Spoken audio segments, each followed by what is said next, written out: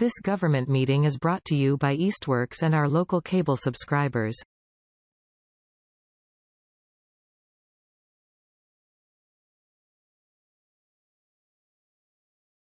Okay, I would like to call to order the meeting of the Southampton Select Board for May 18th at 6 o'clock. We could stand and say the Pledge of Allegiance, please. I pledge allegiance to the flag of the United States of America and to the republic for which it stands, one nation, under God, indivisible, with liberty and justice for all. Okay, so we are in the upstairs meeting room tonight, as there is a ongoing planning board meeting downstairs.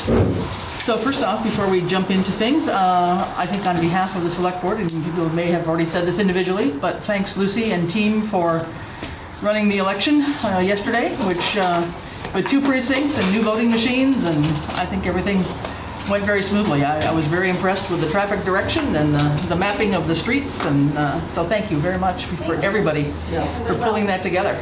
It was really first time for lots of new things in town, and it seemed to work okay. I don't think people were very confused about their precincts or anything, so that was kind of a non-issue, which is great. Yeah, the color coding helped. Yeah, no, it definitely did. It definitely did. So, I think when there are more controversial issues or contested candidates on the ballot, we probably have a larger turnout. But thanks to everybody also who made the effort to come out and vote.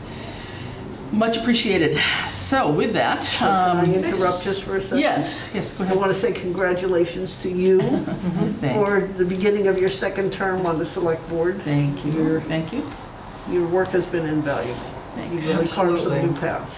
Here, here. Thank you. Thank you. Can I ask, somebody just texted me, is this meeting being, It's recorded but not live. Not live, It's not okay. live because there's a meeting downstairs. Yeah. Okay. So it will show up eventually, but not at the moment. Okay. Okay. So I think we will. We don't. I'm assuming, I don't know. Do we have any open time for the public? Anybody have anything to say? If not, we're going to skip over any select board reports. But Ed, you said you had something on town administrator. Yes, and before I forget, along with that, I just want to also let you know that the select board members have been invited to attend a ribbon cutting event at the corner of Cold Spring Road and Rattle Hill Road on Thursday, May 26th at 1:30 p.m. for that property that Ted and Paula Hendricks had donated to the town. Mm-hmm. And then that being said, I just want to follow up. Randall and I and Gieler had a punch list meeting out at the sidewalk on Route 10 in front of the cemetery today. And for planning purposes, it probably wouldn't be able to be done within the parameters of the grant as far as affordability goes, but Rini, you had commented about where the sidewalk curves out towards Route 10, and I want to follow up because there would be design, and then we'd have to find funding in the future to do this if we were to go that way. But you were a little bit concerned as it came out close to Route 10 about safety. I know at the time you made that comment, the granite curb had not been put into place, but I just wanted to follow up because I had reached out to Richard Bryant at Stan Tech, and so he did say, at the time, well, maybe you might change your mind after the granite curbing was put in place. They didn't initially, require a guardrail to be into that area. He did, just in case, give me a ballpark estimate of between $12,000 and $15,000 if we were interested in trying to fit a guardrail into that area.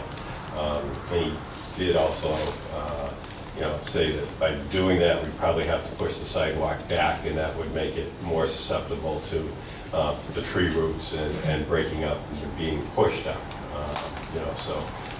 He did point out that we do have other sidewalks in town that do come out right onto Route 10 or other roads. But just for planning purposes and moving forward, I wanted to bring that back up. So if the select board did want to look at adding a guardrail in that area. And the other thing is, okay, you may have a site issue with it being in a historical district, but What did you think? I am so used to living in a community where the sidewalks on Route 20 in the area where I live, I grew up with them being right on the street. We have, you know, other town sidewalks that are right on, you know, Yeah. the street. And actually, up until this point, I was more concerned with the fact that, okay, in the wintertime, in those areas, that whether it's the residents or whether it's the town has to clear those areas, that usually those are big plows pushing the snow back, and that it is very difficult to actually get the snow off them in the wintertime. I mean, for my own perspective, yeah, I'd like it would have been nice if it was a little bit further back. From the perspective of, I think, worried about vehicles going up there and hitting someone, I think, my own opinion is it probably have to be somebody that's impaired, but we do have, shall we say, distracted driving nowadays. We also had a car that landed on a house not far from there. Yeah, so, I mean, from that aspect of things, normally, all things probably considered with the fact that it's a historical district, the sight lines, you do now have the granite curbing there, which should kick a car, back out into the road if it's coming off.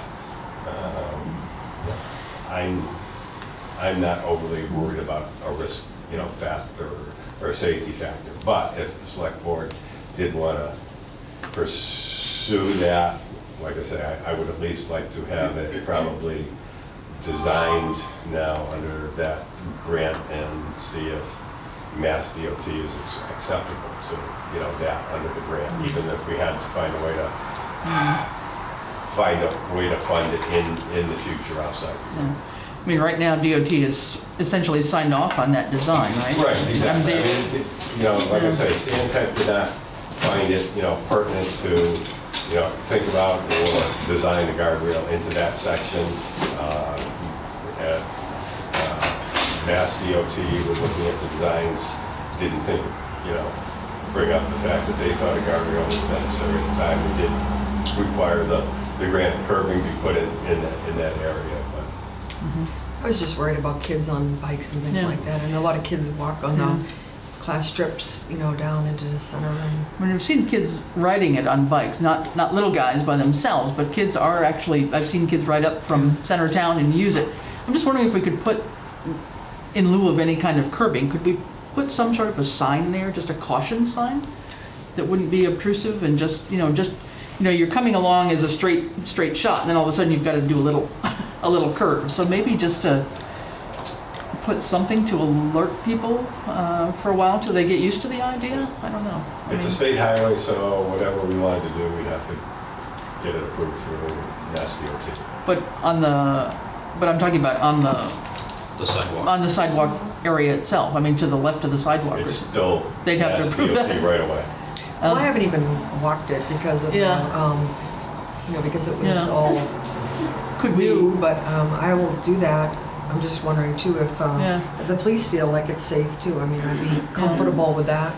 I mean, we do have another meeting next Tuesday, right? So we could. Yeah. Well, don't forget, this grant's supposed to be wrapped up by June 1st, I believe it is. So. Well, there's no money anyway in it. Well, we probably have enough to design, but that's all got to get done by that date. Yeah. That's why we were out there today. That's why I wanted to bring it up tonight to try to get some direction. Chief, do you have any thoughts about that? You're referring to the part of the sidewalk that goes around the tree? Yeah. We're just worried it's a little There is close to the they put road. I'm not worried so much about pedestrians and adults. Younger kids that might be a little bit wobblier on bikes. There is a little bit of a concern, that I would have. Would I like to see a guardrail there for that reason? Yes. But if it's feasible and it's not allowed because it's not in the state design, I understand, but if it's something that could be for that particular section, because you have younger kids that will be using that. I'm sure they will be, especially with the ball fields opening up and kids going Yeah. to the park. Well, You know, that little section, if they're a little wobbly or on a bike, if they're young. I'm not too concerned about the adult yeah, cyclists or walkers or right, runners, but yeah, the younger kids on bikes, okay. you know, something to consider. And I have to say, I agree with the chief. If you watch little kids ride bikes, they're like, like this, and, you know, Yeah. trying to accommodate a curve. I think a guardrail is really an important addition there.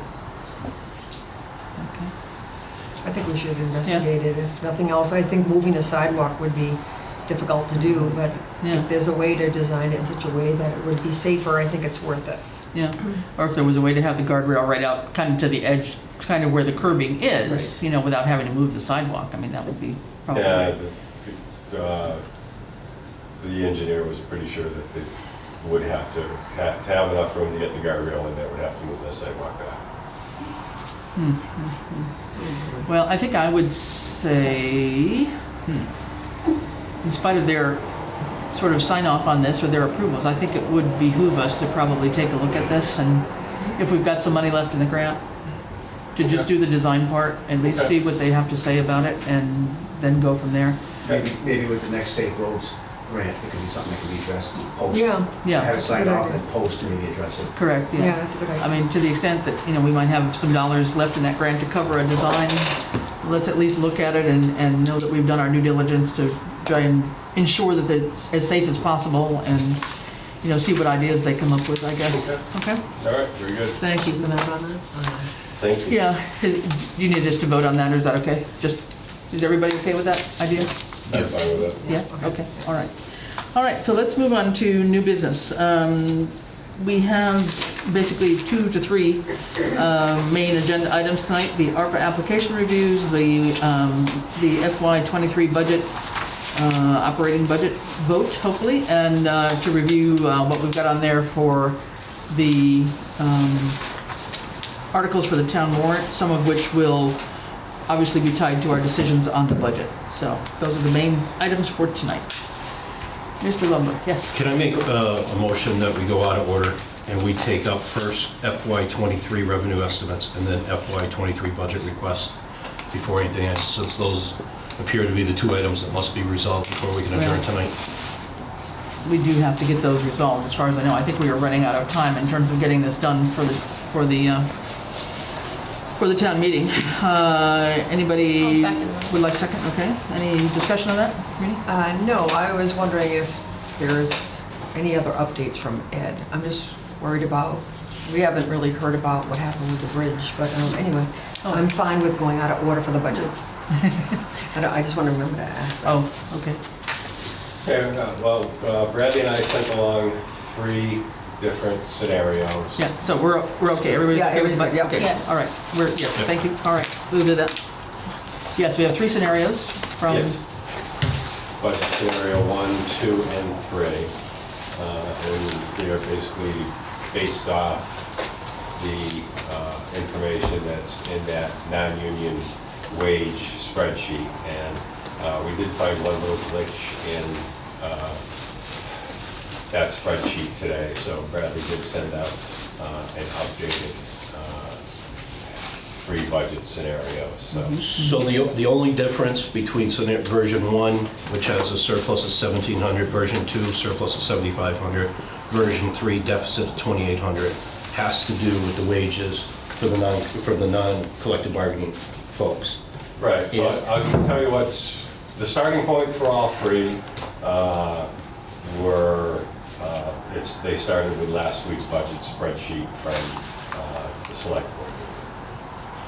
Budget scenario 1, remove the Conservation Commission agent, which was $18,999 and some change. It added back in the MS4 into the budget, which was $28,875. And this budget scenario allows for the non-union wages as previously presented, which also includes a half-day Fridays, 4 hours for the finance department heads with a FICA adjustment. And my memory is that after today's little correction, that this ended up like a $1,750 surplus to it. Can I ask you a question? It wasn't my understanding that the conservation agent was in the operating budget. It was at We- the end of had the put it- last put it meeting. Back in? We put it back in only because that was Because when we we had a had surplus. reduced, we had done some reductions on the fire wages because we were trying to understand that before John came to speak to us, and we had enough room to put that back in. So that was in Okay. at the end of the meeting, but then it was out. It's out now. So budget scenario 1, though, as of today, right? If I'm reading this right, is this the $56 deficit? Well, it was a $56 deficit, it's now a $1,750 $1,705. surplus. Surplus. So MSO4 back in, conservation agent out, and what else?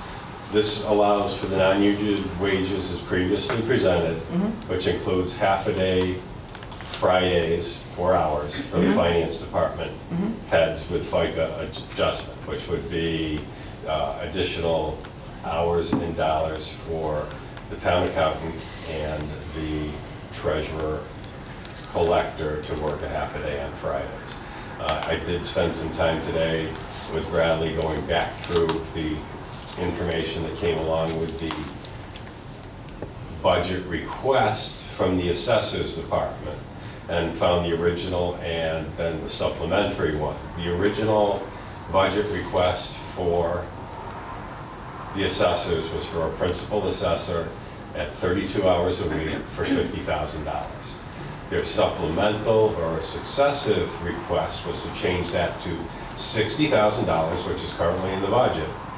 And by what they put into that narrative, it would be based on 40 hours a week, which that position with the $60,000 is intended to be five full days.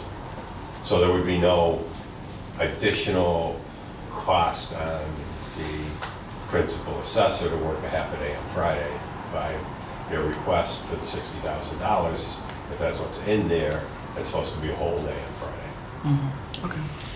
And this, the budget 1, if I'm not mistaken, this did not include this put it back to the pre-May 10th meeting regarding the fire and EMS wages. Am I right on that? No, No? no. This is the fire and EMS wages as of the conclusion of that May 10th. Right, okay, that's what I meant. So that was reduced, though. I think the original budget had 520, and we had reduced it before. 512. Okay, so that's version 1. Correct, that's version 1. Got it. Budget scenario 2 starts with the same budget spreadsheet from adjustments from that May 10th select board meeting. Has the Concom agent removed also. MS4 is added back in, same as it was in number 1.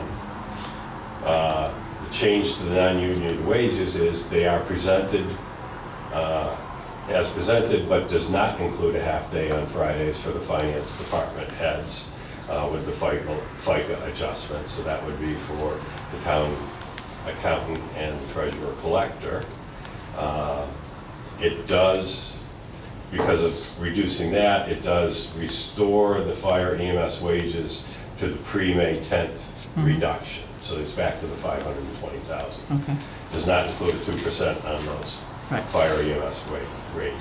Of the previous year. Yeah. And I believe this is now, what, $7,000 surplus? 7,500 to the positive, yeah. Okay. Okay, and you got that surplus, so I mean,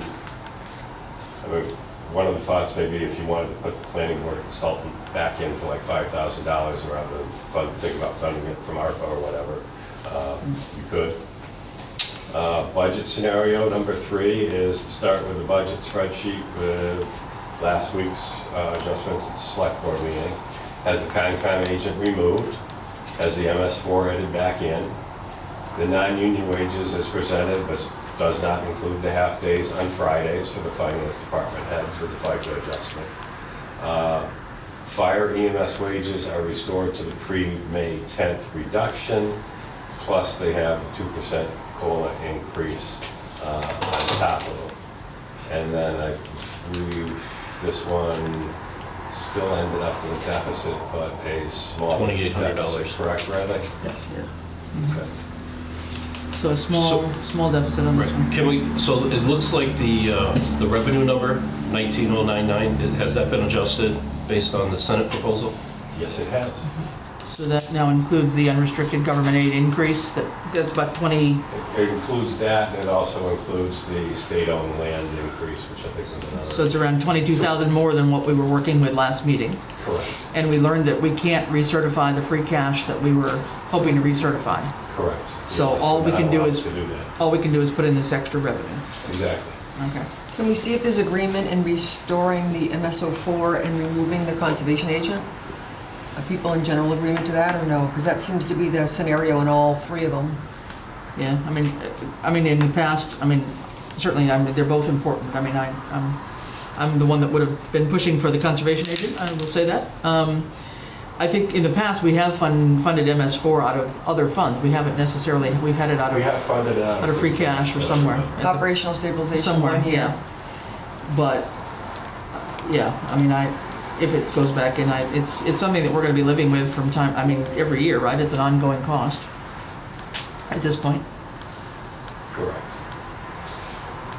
And then the only one thing that I will touch and bring up on the non-union wages, it was brought to my attention at the last meeting, the select board did adjust the COA coordinator position up a little bit from where the suggested hourly rate originally was, in case someone came in that had Yes. experience. Yeah. The treasurer collector brought it to my attention that she does have an open position for the administrative clerk, and asked if the same type of adjustment might be considered for that vacant position also. Now, in the wages is yes, I think we agreed to go up to like the third level or something, a third step or something. It wasn't starting somebody at $1,750 for a program coordinator, which is a higher level position I than think an it's a admin second. person. Yes. Yeah, I think we ended up Yeah, at like 1932 or 82.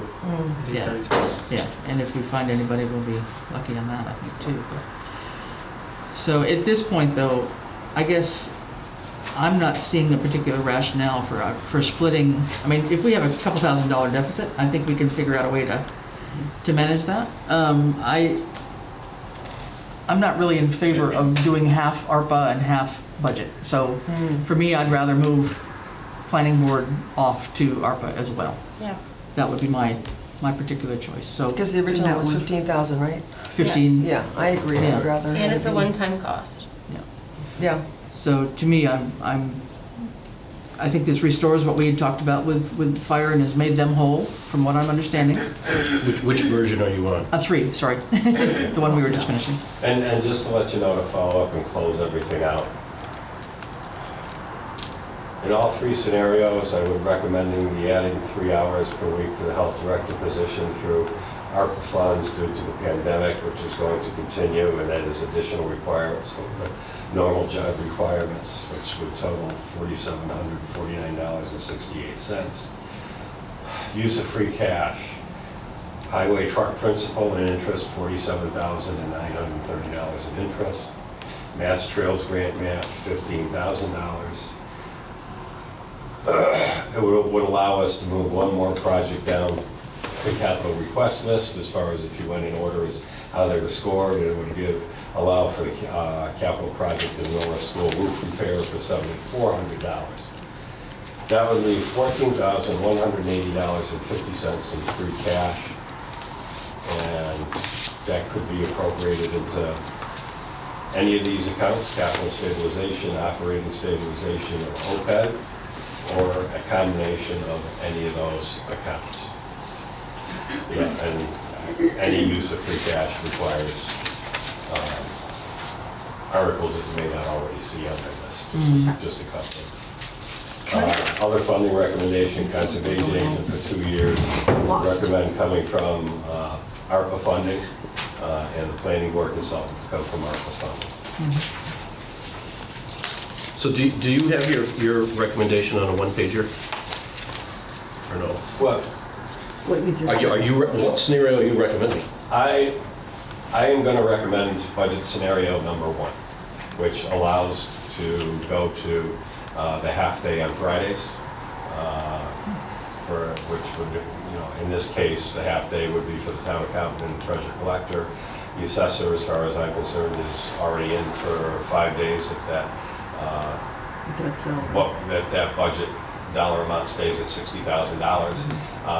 I definitely think this would be a strong step in the right direction to giving those individuals the chance to have some extra time, which is, shall we say, uninterrupted, to work on monthly reconciliations and the required reports that we seem to always be falling behind on.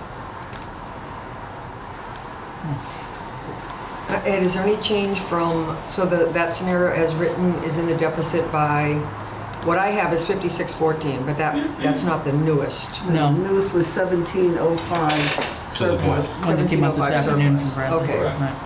And if that, just theoretically, if that's what the select board decided to vote to accept and move forward, the way I would balance that off is I would take that $1,750 surplus and reduce the state-owned land portion of the estimated revenues by that matching amount, so we had a balanced budget.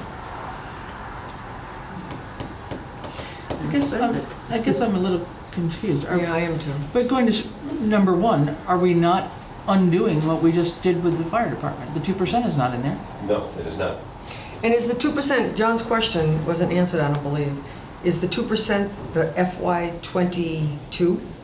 I'll leave that to Bradley, who, I was not here last week, as you know, I was sick, so Bradley and John worked on that. Not this job. Yeah. No, John with an H. Yeah. John with an H. Okay, so just let me clarify first. Scenario 1 basically brings, does it recoup does it bring all the EMS wages to the 2% COLA for the year, for the new budget? It leaves it at the reduction that the select board The voted to 512. put into it at the last meeting. Which accounted for the 50,000 in the special town meeting, the 25, and then assuming that was only for 6 months, they had the other 25. But the missing 2% that we weren't aware of until Chief Workman came in was the one that appeared to be unaccounted for in 20 or 21, in one of those years. Fiscal year I believe 22. it's 21. Fiscal 20. So does the current budget, other than that, does that include the amount that they should have if it was included? My understanding is the current budget, as scenario 1 that we had before this whole conversation started, took last year, the current wage numbers, and increased them by 2%, and then added another 7%, which accounted for the wage adjustments that happened, that was in there. But when you looked at 21 to 22, they were flat when they came over, and the 2% wasn't there, right? Does that sound right? And the dollar amount of that 2% that was an accounting error is how much? 5,000 or something? That I don't remember. Okay. 4 to 5 or something? Scenario 2 is John's request for fiscal year 22 with the 520,000 total for EMS and fire. The scenario 3 is that plus the 2%. So that's the ideal one John wants, scenario 3, where scenario 1 is only 512,000 total. And then, are you good on that? And then, just tell me again, the difference between scenario 1 and scenario 2? Scenario 1. Scenario, Outside of the fire department, I got that piece, but scenario 1 was a plus 1,700. Scenario 2 is a plus 7,500. Right. right. And we're restoring the historical error, we'll call it that, in the fire, so that's only at, so what's kid and cut? We're not paying. Not Fridays. not Fridays, for the 4 hours. Okay. And and one of the reasons that I'm recommending scenario one is that it does move a step in the direction of some of the financial reporting and reconciliations we need to do. I also look at this as the fact that, okay, if we have a special town meeting in December or January, we can actually take a look at where that fire EMS budget lines for wages is, and we will have more receipts reserved for appropriation from the ambulance that we could actually utilize to bring that up.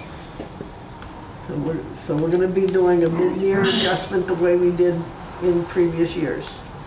What's that? Considering it, yes. Yeah, we're gonna be doing a mid-year adjustment as we've done in previous years that somehow never hits the book. So when we look at the previous years, it never shows any increase that occurs during the fiscal year to the budget. It just never shows up and it keeps getting lost. I think that's why we find ourselves in this situation. If somebody doesn't remember that we did that and add it, it makes it very confusing. So I think that, well, one big question is, did you take from anywhere else in your budget money to cover the 2%? If the money wasn't needed because of the lack of shifts, then I don't see, frankly, the need to provide it. If it was it's on paper, but if it wasn't needed, then that it's not needed. I mean, that's like doing zero-based budgeting. I mean, you don't just automatically add what you should have if the money wasn't needed for something, if you didn't take from another line to do it. And so that's, I think, the big question. but it doesn't mean necessarily that if the money isn't used, it gets turned back to the town. There'll be other ways of finding other ways to spend it, which may or not ever have been a discussion either with this group or with the finance committee, and that's a concern that I have. I support budget one. So budget one is the $1,700 surplus right now. Is that where, I just want to be sure I'm on the right one. And that means from ARPA, if that's what's voted, the $15,000 for the planning board for bylaws, Plus the 18 whatever for the conservation it was a bit more, it was 19 something. And again, these would be, And where does MS4 come in? MS4 It's on the budget. is back in the Budget. budget, so that is back in there. And the on department someone. head strongly supports that, so I just want to mention that. Yeah. I mean, that one is back in the budget. So So, ARPA would have the one-time cost of this consultant, this $15,000 for the planning board. And I believe Concom would be actually a 2-year requirement. I mean, we wouldn't want to do it just for 1 year, so a 2-year ARPA request. So those would have to be done because they're not covered here. And it is a new position. Yeah. And then Ed, you mentioned the extra hours for BOH out of ARPA. Yes. For fiscal year '23. So I work with Jerry. I fully understand the amount of trainings and extra time that are going in. She's currently working over, and I can definitely say that is directly related to the pandemic we're in now. So I think for at least the next year, that's justified as an ARPA expense. well, so did- we'll get to it when we talk about Yeah, ARPA. okay, I mean, yeah. let's stick to the budget. I mean, that's good to know Yeah. that that's something that's, I think we got the letter in from Kate this afternoon supporting that. So, but when we get to ARPA, we'll be talking about that because Okay. that's part of that agenda anyway, right? Yep. Okay, is everybody kind of clear? So I'm hearing one. I had originally thought 3. Now I'm hearing 1. So yes, John. well, before I form my opinion, I just want to be clear. We're the 54. I want to make sure everyone at this table is comfortable with using The non-union wage the $52,540 for wage adjustments. for wage adjustments as in there.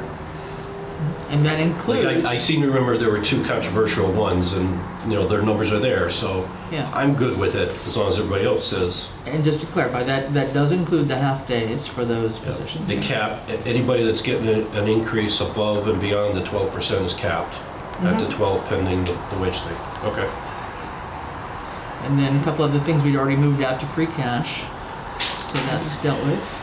And this leaves the hours as they stand today for that third person not yet identified in the treasurer's office. It leaves them at the 30 hours. Yes, that is correct.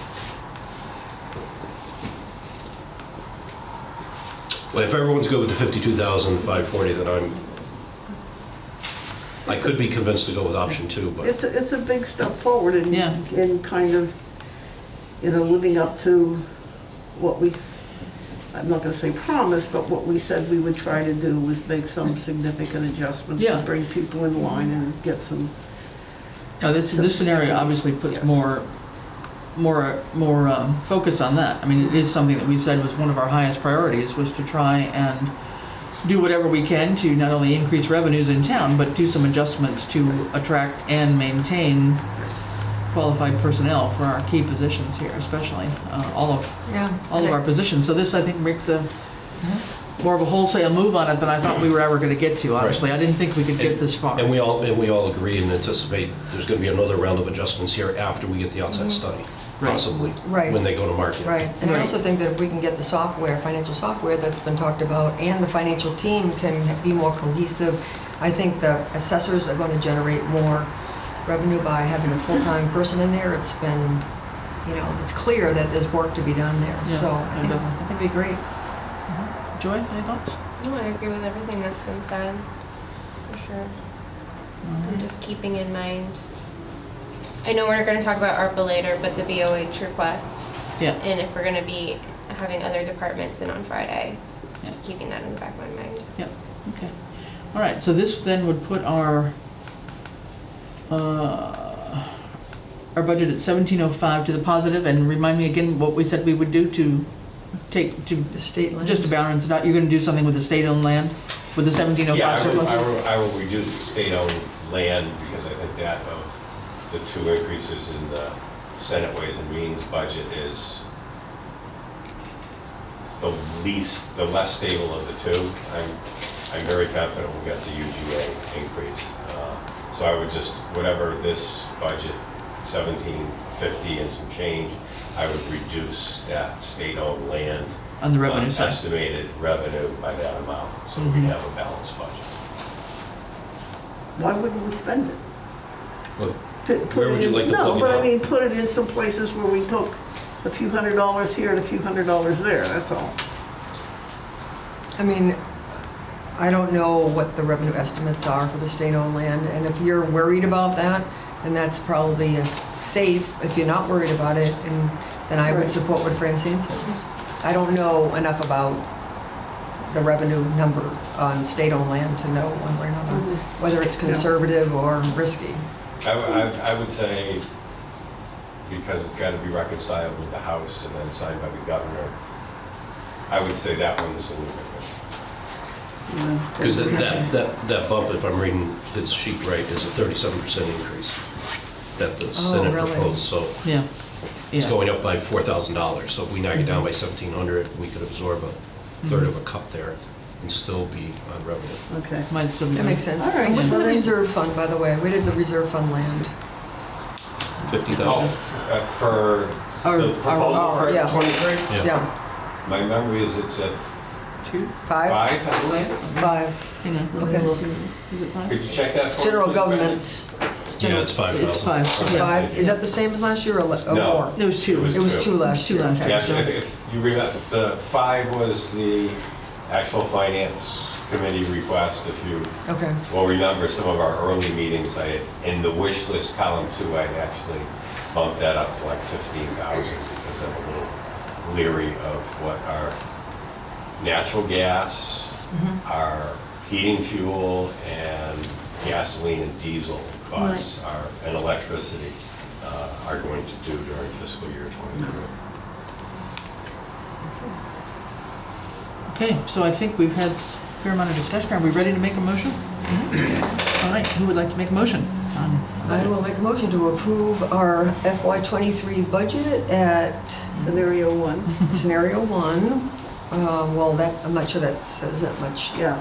But if you could just scroll down, I just want to get the total number of the budget. It's 19, 099? No, for the revenue. that's That's the revenue. revenue. Expenses are right above it. Where is it? 19045. Okay. 19045, 601, 83. Oh, don't forget, that's going to change, because we're going to take, The 70. Bradley and I's next assignment will be Okay, to take minus those 1706. increase in the wages and actually Yeah. put them into the correct account. All right. So it's going to increase by that 52,000. Well, Bradley, could you tell me what the amount of the expenses? so maybe we do the motion. The motion is to approve scenario 1 at 19,005, in addition to approving Okay. the wages as presented. At the 52, Okay. whatever. 54. Bradley says. 5540. That sounds good. I'll second that, Right. John. I like that. You'll second that. 52,540. Does the fire department get a 2% raise, or is? You will be implementing a 2% raise on July 1st. Yep. And then, like I say, when we go for a special town meeting, we're going to take a look at your See if there's a shortfall. potential shortfall there, and then we would be able to adjust your budget accordingly and use additional ambulance revenues that have come in that we currently don't have. So, but that is the plan. So we won't lose sight of it, John. Yeah, so it's not that you're frozen on No, on July I appreciate 1st. that, just want Yeah. to be clear. Yeah. Appreciate it. Understand. All right, so this, Okay, budget scenario 1, 19045, 601.83, and the wage adjustments. Of 54,246.07. Perfect. of the wage? No. 52,540. 52,540. 52,540.49. Right. Poor Kathy's going to be very confused on these minutes, guys. Really confused. How about scenario 1? Yes, okay. As written with the notion that we're putting 1705 back into state-owned land revenue, right? To Reducing balance it. the budget to 0. Right. Correct. Is that pretty close? Yeah. All right. All right, well, somewhere along those mixtures of motions, can we have a second? Second. All right. Any further discussion on this? If not, all those in favor? Aye. Aye. Okay, hearing no opposition, I think we have our budget. If I could. Just, some feedback for our town accountant that went through this for the first time. It'd be great if next year from now, you make these your Excel workbooks, and then to Francine's point, add a column for any STAs that happen, so we can see the number going across. The special town means that adds money to certain line items and takes So away. columns with changes. Yeah. Yeah, in the budget. Exactly. Right. Okay. So Yeah. when we're looking at, yeah. Yeah. Yeah, I support that methodology more so than just adding it into the budget number, because you really should look at each and every one of those changes, because some are, yes, probably going to be continuing operating expenses. Some of them may very well be driven by one-time anomalies, and Yep. you don't want to just add it in for that. Right. Very good. But hopefully Bradley and I will have the opportunity between now and next December to actually maybe take a look at doing a whole different type of workbook for Yeah, well, and budget request process. and depending on whether we come out with some software, that will help us too. Not even if we're on this one, if we Yeah. can do something a little bit. Something to make it more user-friendly and understandable to Yeah. all of us that don't play with it every day. Yeah. So good, well, thank you, and thanks Ed and Bradley in particular for going through all the minutia and umpteen million scenarios here. I think it really helped us to come down to something to choose from, and I think this was well laid out and explained so that we knew where we were headed on this, so. I Thank you. enjoyed working with Bradley on this, and he did most of the legwork. He brought some of the things that I didn't, but Mm-hmm. it was actually a good learning experience for both of us. I think we learned from each other. Great, very good. Okay, so with that, I think now we know kind of where we're going. Do we want to go to ARPA next, or you want to look at town articles? Are we missing anything on the town articles here? Well, we Based on would this? be now because What will we have you changed? would have to tell me if you are now in agreement with adding articles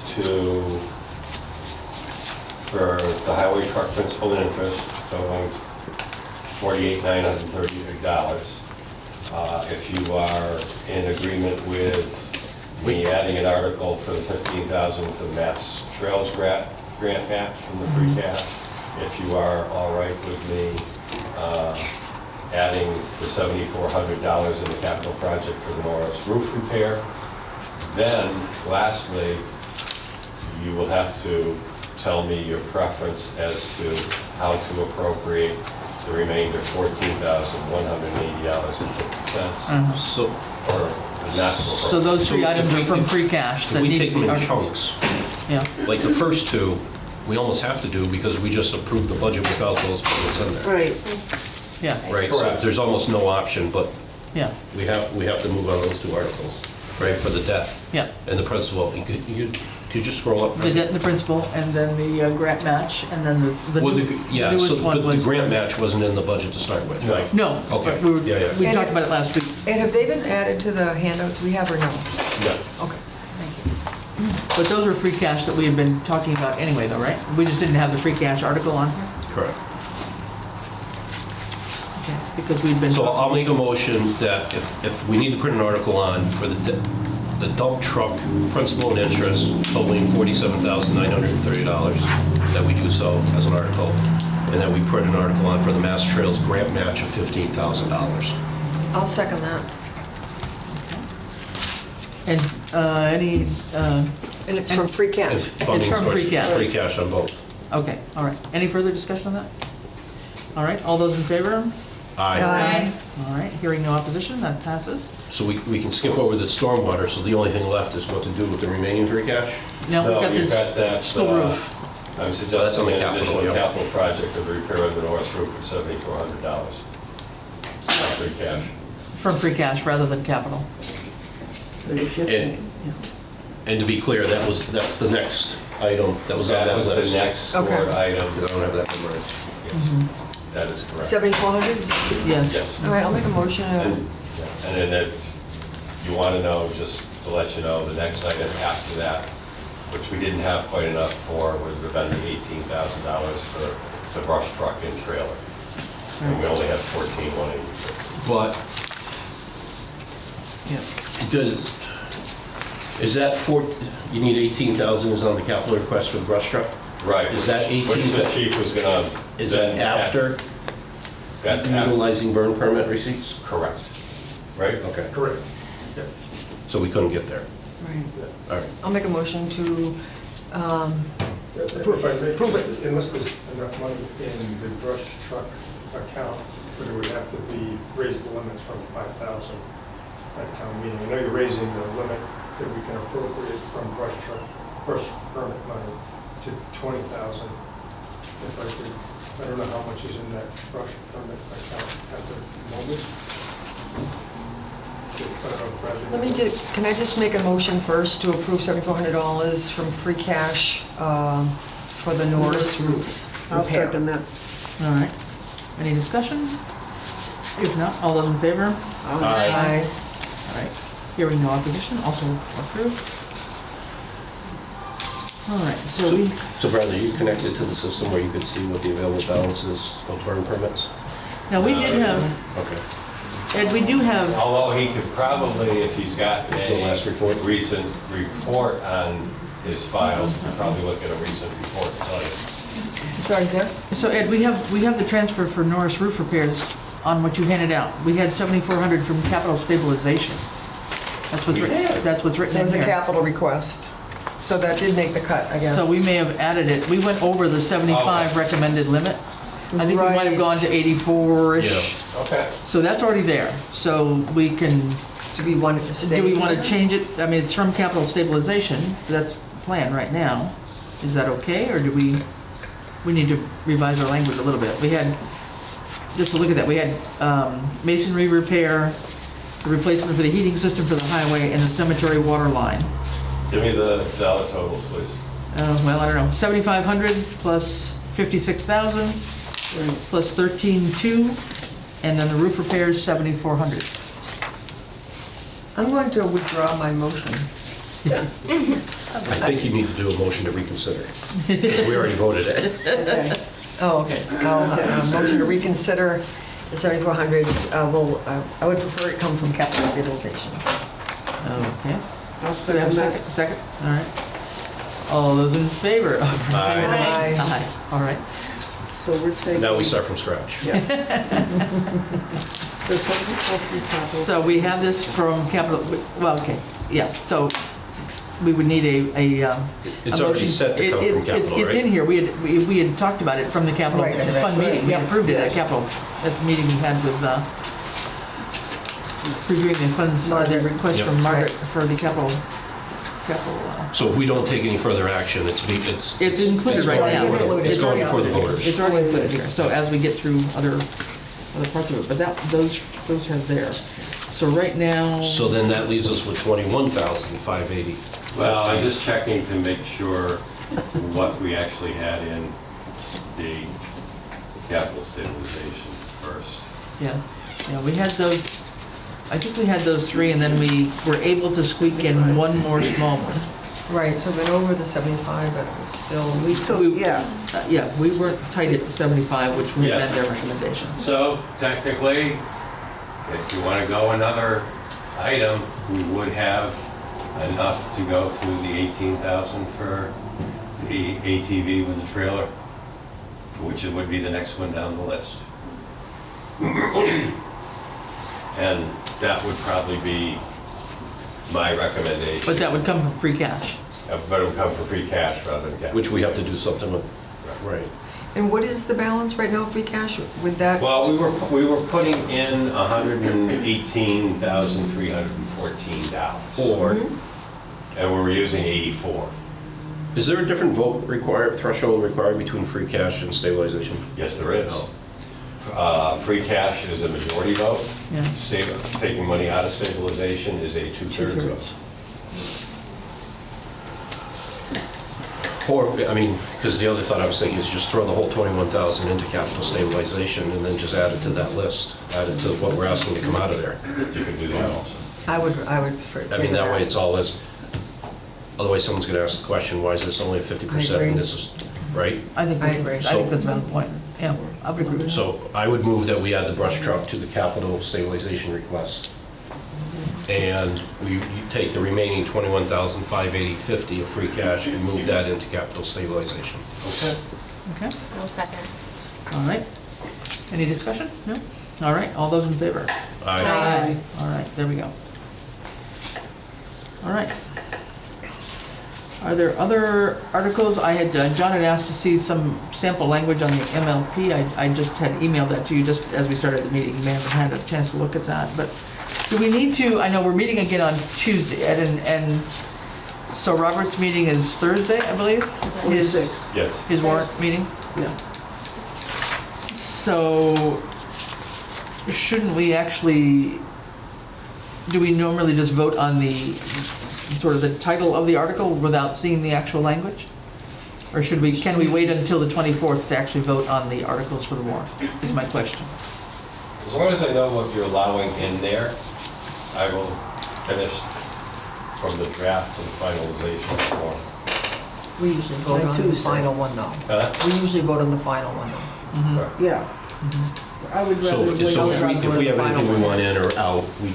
decide that tonight. Yeah. And then that gives you between now and Tuesday to Right. present the final wording Right. with the anticipation we would vote to approve it that night. Right? Right. Okay, so there's, And the only one I've kind of come up empty on so far is wording for a charter review possibility. You mean I the think, pay- I think the pay- MGL gives you No, the exact the charter wording. commission. Does it? But Oh, I right, haven't, right. I'll make a note to send it to you. okay. So we have, let's just take a quick look, maybe it's easier from the bottom up here. We've got community preservation stuff, we've got, there's three things there for housing authority, aquifer, and the admin expenses, et cetera, and the reserves rather for CPC, those are all there. We had the revolving fund spending limits, which were increasing. Can I ask a question about that? Are there any restrictions? I mean, can these I mean, I know it's the voters that decide, but are there any, is there guidance from the state or any other regulation relative to how high they can be? No, as long as they're, within reasonable, normal amounts. I think, although, let me go back and look. I think there might be a cap on it, like 30 grand. Now that I think about it. I mean, we've got 31 in one case here, but Maybe it's it little might be an more than anomaly. Well, that was actually what was, the Yeah. FRTA originally had funded, and then they dropped them out. Right. So I don't even know if this is accurate. Okay. I will double check. So it's the, Think about that. There may be a cap on the revolving account. but the two that are being requested to change, right, are the Conservation Forestry and the Fire Department Brush Services, right? Yes. Those are the two that are highlighted. Those are going to go from their Correct. current amounts up Conservation Forestry requested an increase to 20? 20, and then the permit one, I think, was also requested to go Up from 5 to 20. Which one, Yes. which one is? The Fire Department Brush Services. Yes. So those are two on revolving fund limits, okay? The reauthorization of the Board of Health Septic Betterment Program, we talked about that. Well, right. So I still have questions on it, but we don't necessarily have to dive into it Okay. right now. Can I just ask another question about the revolving? Sure. So on the planning board, it says, I'm hoping that someone is prepared to talk about the consulting cost of 15,000 on the revolving, when there's a separate, well, actually, it's the ARPA request, maybe Yeah. that could be clear. I think the idea was that the revolving funds were waning down. Is that not true? That is correct. For planning board, they had very little left in the revolving fund account, Right. Okay, which is why they needed to. Yeah, so they were looking to continue and looking for a way to fund that continuum. Yeah, I think so. okay. Okay, so, yeah, so there we are, revolving funds. So, reauthorizing the septic betterment program, we may have a couple of questions just in terms of how money is used later on, but, Well, there's nobody here from the Board of Health, so, yeah, I mean, I don't think I shared the research with the whole board, but I thought I did with the chair. And yeah, What I saw doesn't line up with this language. And that, my guess is the separate accounting is already happening. Right. The treasurer's not here either. But the question is about the interest, and the interest is designed to create that cushion that goes in there because, Right. yes, if a taxpayer doesn't pay back their timely payments, we can attach a lien to it, Right. but we still got to make that debt payment, still gotta make, yeah. which then becomes the burden of the taxpayers until we can recoup the cost. Right. So I would argue more that that 5% cushion needs to stay there and should not be treated.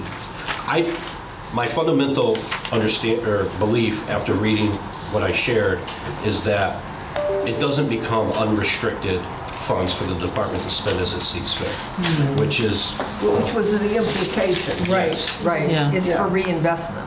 Yeah, into the Within septic- that, within the right, septic so that betterment it fund. could create new loans. yeah, Right. But it's right. also meant to be used if a taxpayer defaults on their payment, and we still have to make our, Yeah. biannual Do debt we know service how it's been payment. handled thus far? The septic betterment program? I don't No. know. Do we know Offhand. if it's used to reinvest into the loan program, or if it's separate? Does anybody know? I don't know. I don't. I asked the question, and the impression that I had, I can't say that I'm right, but the impression I had that it was just for the discretionary use of the Board of Health. Okay, so But I'm my I'm not understanding su- also I'm not is that. certain of that. That's why I asked John if he knew a source where we could verify this. So I appreciate the fact that he did. Yes, And thank you. understand that the 5% and the reason you would want to keep it in reserve is for that purpose. In case somebody Makes all the defaults. sense in the world. Yeah, So it would be, remain with the Board of Health, so Yeah. to speak, but only to be used for that purpose. Can the article be explicit to that fact? I agree. so we might need to change a little bit of wording in there, Ed, on the, Well, I mean, the wording that's here says that, not that I'm reading it, shall be Would be probably property owners, including all $50,000, costs right? therefore as defined in section 1 of chapter 29C of the general laws. So my interpretation is that that section of the general laws doesn't allow that money to be spent on pencils and pens Okay. Yeah. as it sees it. So it might just be a clarification of internal policy. Okay. And the other That thing needs to is, be done. it would be good to communicate it to the voters too, as Yeah. to the intent of Correct. it. Well, and part of it too would be, I mean, normally we've got not only the motion, but we've got, the summary explanation of what's there. So we've got the article, we've got the motion, but we've got a little explanation usually in the Yeah. warrant package. It Yes. says, what is this even talking about, And right? we're So- not seeing that here, Yeah. so that may And be, the other, That I mean, helps. I don't want to overstep it, but I know I'm not the liaison to the Board of Health, but if you wanted to share that research with Kate, I will. and then I'm certainly willing to have a telephone conversation with her. Yep. And will this actually I say will do that. $50,000 when it's finalized? It's 200,000. It's 200, I think. 200,000, Yeah. oh, $50,000 $50,000 at a time, yeah. Right, up to 200, yeah, it was up to 200,000, I think it's 2%. Or 200,000, yeah, 50 at a time. I think Yep. that's right, yeah, correct. Okay, all right, so that one, the vote to establish a municipal light plant, and this I just sent around, it just very basically, this is some language that Kim Florick found from another town, and I'm sure Ed will tinker with it with our legal people, but basically to authorize us to take the actions to establish and maintain in accordance with provisions of Chapter 164 of General Laws and in accordance with the rules and regulations of the Department of Public Utilities and the Department of Telecoms and Cable, a municipal lighting plant for all purposes allowable under the Commonwealth, including without limitation the operation of a telecommunications system and any related services thereto. And basically what this does is trying to allow us to start investigating and beginning the fact-finding process about doing, managing and having our own municipal light plant to establish a broadband connection, fiber to home in town. It does not commit us to anything, it just allows us to take the first step, and that's got to be part of the explanation that's in the warrant, so people understand Yeah, that. so based on the wording that you shared, I'm okay with it, but my underlying concern is when we get to the stage where we approve an MLP, I don't believe we can restrict it only for the purposes of internet. So I know there's been talk before Yeah, about but how they- much is Eversource going to charge us to buy all the poles, and Yeah. I mean, Yeah, as long as we Yeah, no, stay there's focused. umpteen million steps on it, Yeah. yes, exactly, yep, that's fine. All right, one up above, rescind the previous town meeting article for the debt exclusion for the Greenway purchase. I think that's Yeah. easy one to deal with. We know that we didn't need all that money because we ended up getting the ability to use some of the CPC money for rail banking. The one above it, which is currently Article 27, funding for MS stormwater out can strike it. of free cash. That's That right. can, that can go away. Treasure collector demand fee of $25. Is that in or out? What was that about? That's the treasurer collector has requested that her demand fee be increased from current $15 level to $25. Okay, all right. So again, I'll just go on record, I'm okay with it because it's the treasurer collector that's requesting this as an independent elected person. Yeah. But I think that's the person who answers this question Right. to the public, because it's going to trigger, the public may not be aware of what the consequences are going from 15 to 25. And what about the towns? Does anybody know what the, Well, our demand fee on the water side is already $25. okay, but what about other towns that? A lot of them have done it. I Yeah. mean, it's reasonable, but Oh, Okay. Yeah, I mean, it's actually the direct thought of some of the select board comments of how do we increase revenues. It's a way to And does it increase kick revenues. in the minute the deadline is there? once she issues the demands. Okay. Yep. Yeah, I mean, the big consequence is up to $15, the collector can waive those fees at their own discretion. The second it's a penny over, you can't do anything. And oftentimes, what appointed treasurer and collectors will say is blame the select board. They're the ones putting it through. I think they're elected. All right. The former town charter commission, and this is one where you said I'll find you that. work on some language on that. I'll find the language and send it, and if not, then we can. I have reached out to KP, but I haven't heard back, so Okay. I'll remind Michelle again. All right. Because I was surprised that they didn't have something for that. Okay. Then home rule legislation for additional package store licenses. We've got something written here. All right, anything there?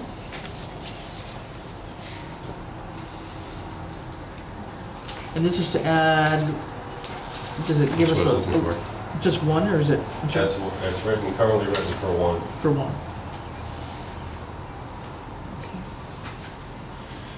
All right.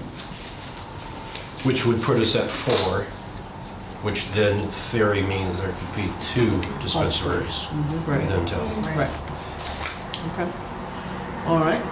Article 23, as it stands right now, the transfer from Beg Capital for Easthampton Media, $50,000 for their replacement, upgrade, and installation of TV broadcasting. That we talked about when Jeff was here, I believe. Any thoughts on that?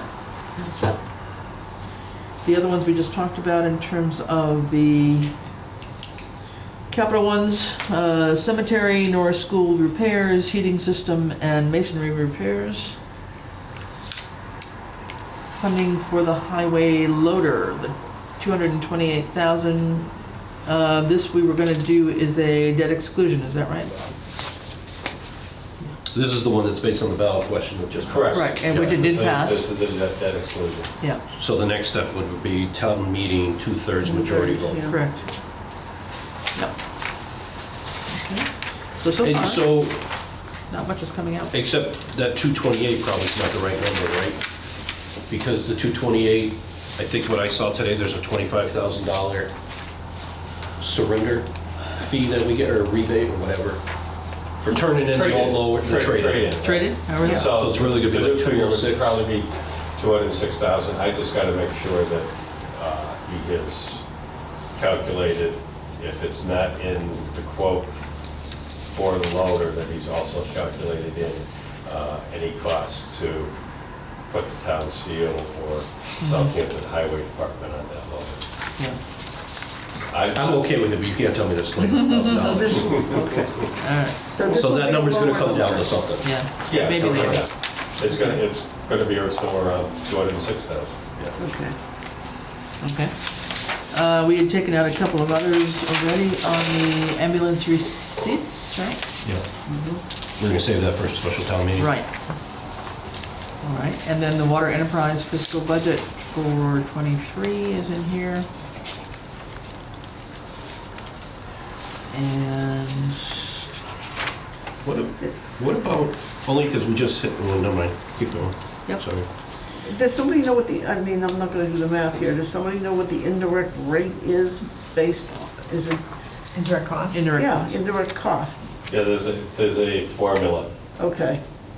What percentage does it look, let's see if Yeah, this it's is just over 10%. over 10? Is that reasonable these days? I mean, where I came from, our indirect was like 27%, and that was a long time ago. So, 10 seems like a bargain to me. Well, we know it's gonna go up next year, because we just gave all the employees that support them these raises. All right, so we have the water enterprise budget, we then have the transfer station enterprise budget. And- Just on the transfer station. Yep. Is there another article in here somewhere to replace those two? It's contained within this, Okay, in their operating expenses. all right. So by voting on that single Good act, you can question. take care of that. Huh? By voting on this single action, you That can make takes those care of those replaced. containers also. Great, Okay. that's part of the operating expenses then? Yes, Okay, that's part of that 16017. yep. Perfect, okay. The annual budget, so there we go. That will come down as to what we talked about tonight. And as usual, we do that by section, right, of the budget, the way we lay it out? That's usually the way Robert does it, yes. Yep, okay. Then the 5-year contract for leases on the copier machines for police and town hall. That we've talked about. And that's contingent on on an earlier general government bylaw. It was, yeah, it was about 3,500. I think we had reduced it down $1,000, I think, for the No, it has to copier. do with That's the what she's bylaws No, the and the bylaw. 3-year contract versus 3-year. Oh, I'm 5. sorry. Yep. I'm looking at the money for the That's what I'm copier. talking I'm sorry. Yep, sorry. Yes, that was the bylaw related one. Sorry. Okay. Unpaid bills, previous fiscal year. So we've got a few here. I think it's the first time we've seen this whole amount. Yeah. What's the total amount here? $3,831. Okay.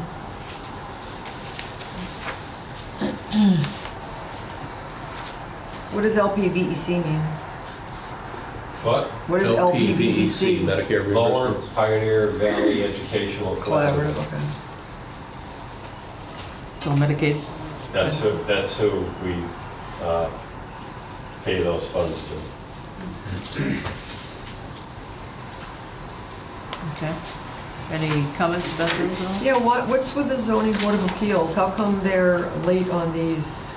What happened with these? These are pretty substantial bills. Yep. Do you know when they were actually accrued, the expense? That would have been accrued in fiscal year 21?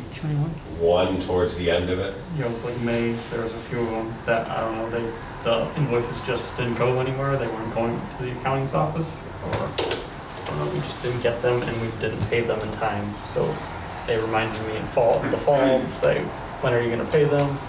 And I told them we have to vote on them in an account meeting because it's previous fiscal year. Yeah, about $1,500, huh? So the bills don't come to the town. Are you getting the invoices now? Yes. From the Gazette? Okay. Yeah, okay. Working with them and making sure that we are paying the ones on time and telling them when the 'Cause the- meeting is. Yeah, May of '21 was prior to your arrival. Yeah. Yeah. Yeah. So, Alrighty. Okay, no further thoughts on those. Do our transfers to OPEB operating stabilization and capital stabilization stay the same, or does that The change? one to the capital stabilization will Will increase. increase, that will increase. The other two will stay the same. Alright, And that's within the percentage that's allowed, correct? The Operating is policy 30. says a minimum of. Yeah. And then we're So gonna add the in extra, this the case, capital. it'll meet or exceed the minimum. In the case of the capital stabilization, it will exceed. yeah. Okay. And then after that, we've got the various bylaws. Those are the 7 bylaws that we've looked at before. Okay.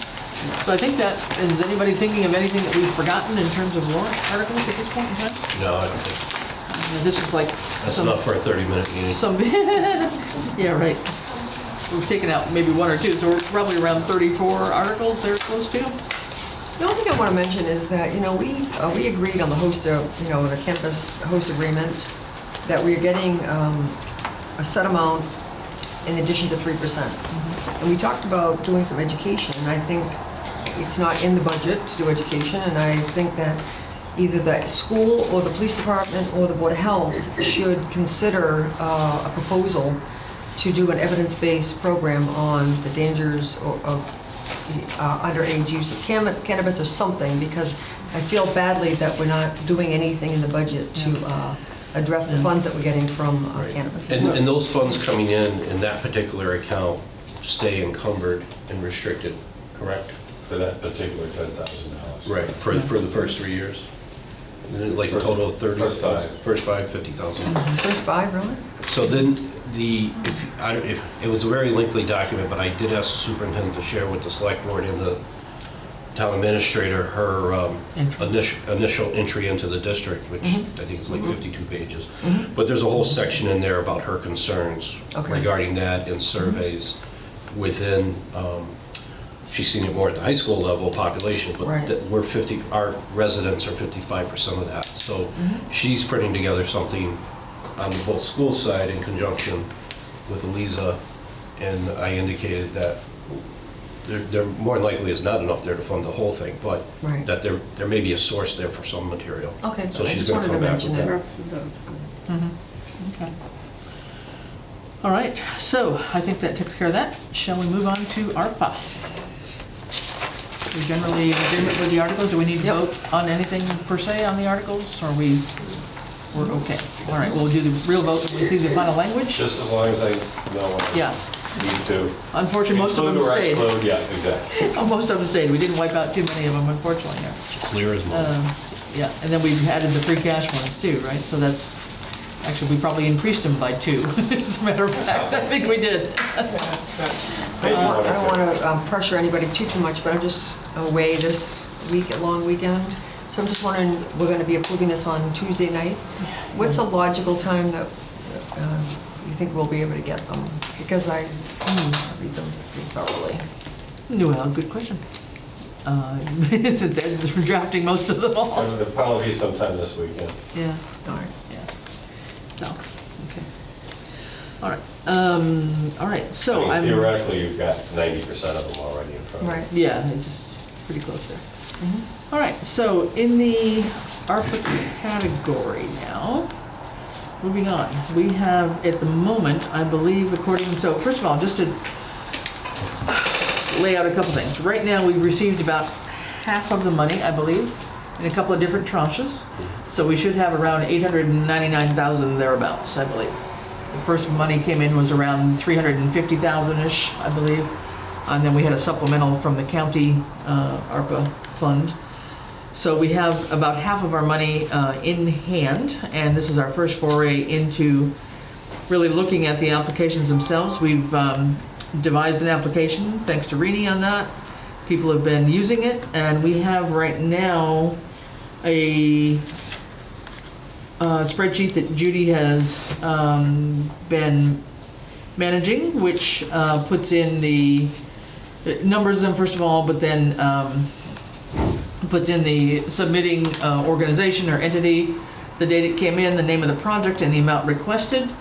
And this also coincides or correlates rather to what's in our Dropbox. So these are also found in the Dropbox under these same headings. Everything is similarly numbered. So that is one set of things. Right now we have 21 applications as I look at this list. And I'm sure we will have more. We won't, this was not I was just all. looking at the list, the two that I don't see on there that we talked about, and it's probably just a timing issue. Yeah. But I don't see, unless we've decided to scrap it, an upgrade to the financial software. And I don't see. Yeah, it's is it in there? should be there. Is it under the? Oops. Were you where'd it looking go? at the 2022 decision tracker? I'm sorry, yeah, so the 2022, no, I'm looking at the ARPA application tracker. Version 2, right? Town of Southampton American.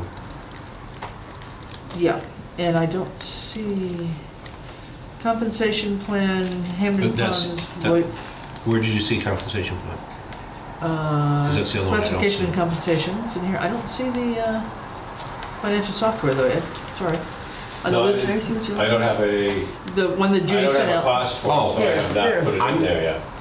I'm looking at. Oh, okay, yeah, no, I was in the tracker I that was Judy. looking in that now. Okay. We'll go to that. All right. But the one that Judy sent out, we have a core list of like 21 or so, yeah, it got updated. It's when- 19. There's 15 altogether right here. Yeah. And there was one more for the MVP, and then Ed had about 5, so Okay, there's and another that's in 6. the other one with the that John. So those, there's a new application tracking sheet, so just the incoming applications that Judy's keeping track of.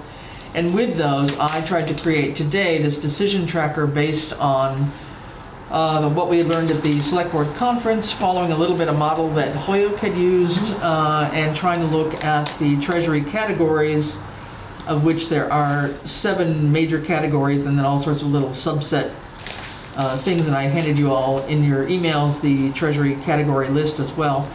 So this is my first attempt, and certainly I'm not pretending to know any of this stuff, so feel free, it's open for Could I mention 2 discussion. things first? Yeah. First of all, I just wanted to let the select board know that the charge of the Public Safety Building Committee is to look at lands and to come back to the board here and make recommendations, priority town-owned land, and that's exactly what's happening. But there's no real funding for the update to the feasibility study that anywhere that we can access pretty quickly. So I just wanted to let folks know that the hope is, and it's jumping too far ahead of the game to right now, because it's not part of the charge from the select board, but I'm hoping that you'd consider, unless you have another potential source of funding, the possibility of funding a feasibility study for the Public Safety Building Committee down the road. And I don't have a dollar amount to that, but it's just something I wanted to mention from the get-go. Yeah. And the second thing is, I had a conversation with somebody last week who works for the health department, the health director, frankly, for Northampton, who said that case tracing would be covered through the collaborative with Northampton, and that MEMA or FEMA covered or would have covered what we already approved from ARPA. So I don't know whether or not John, who's our, Chief Workman, who's our EMD, and/or the Board of Health would know about this, but I just wanted to mention that I was informed that these expenses that we've already approved has a different funding second source. That's in the list of services or products that this consortium of operated by Northampton Department of Health included. When I asked Kate, the chair of the Board of Health, she told me that her understanding was that they didn't have sufficient staff to really do all the contact tracing, and that's why they keep coming back to us and asking. Sufficient staff or funding? I was under the impression it was staff. Okay, but they have the funding. So theoretically, we could We could use the ask them funds and to have... subsidize ours. Yeah. Okay, That's so interesting. that came from the health director, Okay. who's my neighbor. All right, well, All we'll right. get into that as we talk about these different Okay. categories, but that's good to know and keep in mind. And once we've already made some decisions on this, we'll come into this chart in a minute, but, you know, we have decided on a couple of these things way back when because they seemed urgent at the time. So just to say, what we have here is a list of those that are the proposals that have come in. I'm trying to just categorize them. So there are 7 different categories for those that are listing: public health, negative economic impact, services to disproportionately impacted communities, premium pay, infrastructure, revenue replacement, administrative. And then there's at least 10 or 15 little subcategories in each of those in terms of how you can kind of allocate the proposal that's come toward you. So that's what we have. What this tracker tries to do is put in obviously the same, the applicant name. I did not put the proposal number in here. I did intend to do that. I did not do that. I should go back and modify that. So you're on your I'm on my form now. yeah. Okay. I'm on my decision tracker, right? Yeah. The amount requested, select board review date, and decision. So this is what I thought were important things. What we want to do, I think, as we've talked about, is to be as transparent as possible, as documented as possible on how we're spending all these ARPA funds. It's not a little bit of money, it's a good amount of money, and we want to be sure that we're doing it so that everybody is well aware of how these things are coming into us. The totals that are here, the ones that are in black are all the ones that we have. I put in 3 just based on what I was hearing already on the budget. There are 3 in red. One was the Board of Health extended staff hours, and I didn't have a monetary figure for that. And the conservation agent and the zoning bylaw consultant. So there's 3 in red that are just as placeholders. We know that now we've confirmed it tonight. We thought we were going to need to take them out of ARPA. We've confirmed that they are now part of the ARPA consideration. There's no money attached to them because I didn't really have real solid figures at that point in time. We do know that there may be, for example, another one coming from us. I've heard there's a couple of others coming as well. So I think those continue to flow in. We don't have everything that's people are interested in. I think people are finally understanding that we're getting ready to allocate some funds here. So people are doing more thinking about what they need to do. So this is a thought of a spreadsheet. If you think there are other things that need to be added in terms of columns, decisions, we can do that, but it may be at least good enough to get us through this evening, and we can, make some improvements on it for the next time we look at the ARPA applications. Yeah. So any thoughts, Rini? Go ahead. I'd like to make a motion to approve $15,000 for zoning bylaw consultant. Okay. And 18,000, is it 99? Well, that was reduced. It was more than that because we fit in what money we had left. Yeah. It was a $19,000 number. 19.2 or something. So I mean, If it's 19.2. with 2 years worth. So Yeah. put those For in. the part-time conservation agent for 2 years. Is that for 1 year or for 2 I years think worth? So it was 19 for one. So- So For 1 year, so So you have to double. double that. yeah. Okay. So I mean, it was 19.2 or something. So I mean, I don't know. So, I mean, you could say. Mike, I'll second that just for discussion. And so Yeah. what are we talking? 3840? Is that what we're talking? Yeah, 38,400. Yeah, 38,400. yep. And 15. And then 15 on the Planning board. planning board, and And that's then just a the, one-time. right, and then the, I'm not going to include the Board of Health right now. okay, So 53,000. Just for part-time conservation, 2 years at 19,000, and zoning bylaw at 15, no, right? yes. Okay. 53, So- for 400. 400, I think, something like that. Oh, well, 19.2. It was 19.2 or something, yeah. 54, I mean, that was just, best guess at this point in time. So that total, not, so what we don't have in here is the extended hours yet for the Board of Health. That total, and that takes in, obviously, one of the biggest ones, which was the, from the water department under the College Highway water main improvements, which itself was $1.8 million as a request.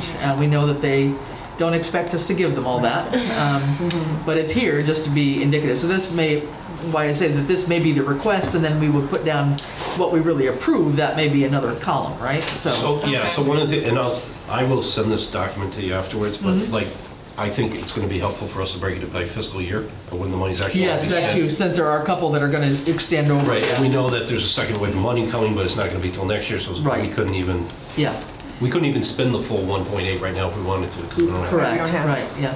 But with this, so there is, so right now there's 2 years for the Concom person, and there's all of the school fiscal 23 and 24 is in here. And that's the total amount for both years. Correct. It is, the 249,416. Okay. So anyway, to say all that, with these totals right now, we are at a request with only 21 proposals of $2,671,357. So obviously we don't have all that money, as much as we would like. Yeah, but we're used to cutting. We're used to cutting, yeah. Mr. Ed, yes. So if we just back We out, through with all the budget scenarios so that Oh, yeah. they can. Yes, you could take that up. Yeah, sure. I think we don't need the budget up there anymore. I was just gonna calculate the 3 additional hours for the Board of Health Director. Can we just, are we at a spot where we can discuss the motions on the table? Yeah, so we have a motion on the, do we second that? We didn't. Yes. Yes, Joey did. Yes. Okay, Joey seconded. Okay, so yes, a discussion on that. So here's my concern. First, I'm not opposed to any of this, but my concern is correct me if I'm wrong, the zoning bylaw consultant is a 1099. yeah. That's a Yes. vendor, so 15,000 is 15,000.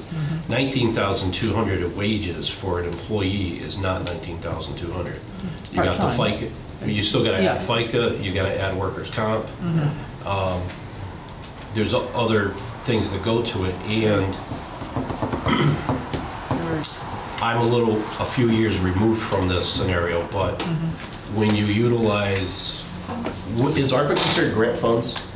Yes.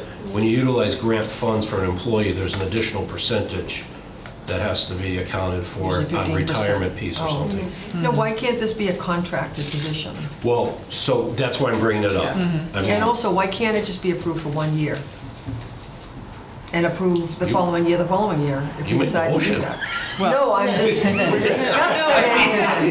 We're Well, discussing it. I think the idea to be able to track somebody and have them want to take the job for 2 years, I think would be Okay. a better sell than a 1 year. I mean, I think that's going to be hard. And is it easier to get a part-time employee Yeah, or right. someone willing to? I mean, I work like as a the idea consultant? of looking for a consultant, and here's the fixed element. I just don't know if it's possible to find somebody Yeah. in that area for that kind of. Well, I think this is probably on the low end. I mean, I know that they were trying to be, they were kind of waiting and guessing in terms of what they could need, and they could use more hours, but I forget the hour. I think it was 14 hours. I'm Yeah, thinking it that was they put in It something was like. less than 20, I remember. Yeah, it was less that. than it was- 20. Yeah, definitely less than 20, and I think they would love to be more than that, but 14 is at least getting them more than what they've had in the past. But I know we did discuss whether, if we were gonna do ARPA, if it was gonna be an agent or a consultant. Yeah. So that So that could makes a be- big difference. Yeah, so the naming can be a little bit different as we go forward. Right, well, I'm just saying, I mean, Yeah. if we designate this as a consultant position, then we can stick with a firm number.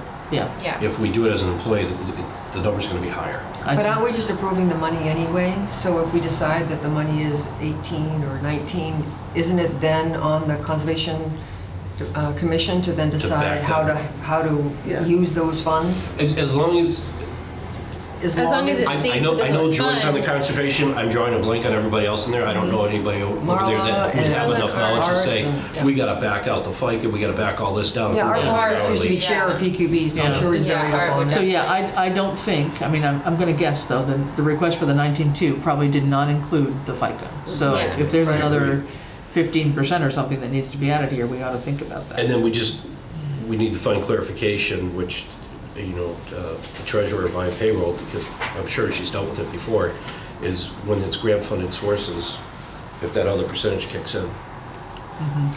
I still think that I would feel more comfortable approving a dollar amount, and if that's what the request was from the department, then I think that the expectation, To understanding be would clear, the request was for the budget, not for the ARPA funding. That needs to be further Right, discussed right. within the Conservation Commission. Yeah, Right, because if the 19.2 made it Right. into the Yeah. budget, another department would have taken care of all those other Right. costs. Yeah. And it wouldn't have been Yeah. in their number. right. So this is Yeah.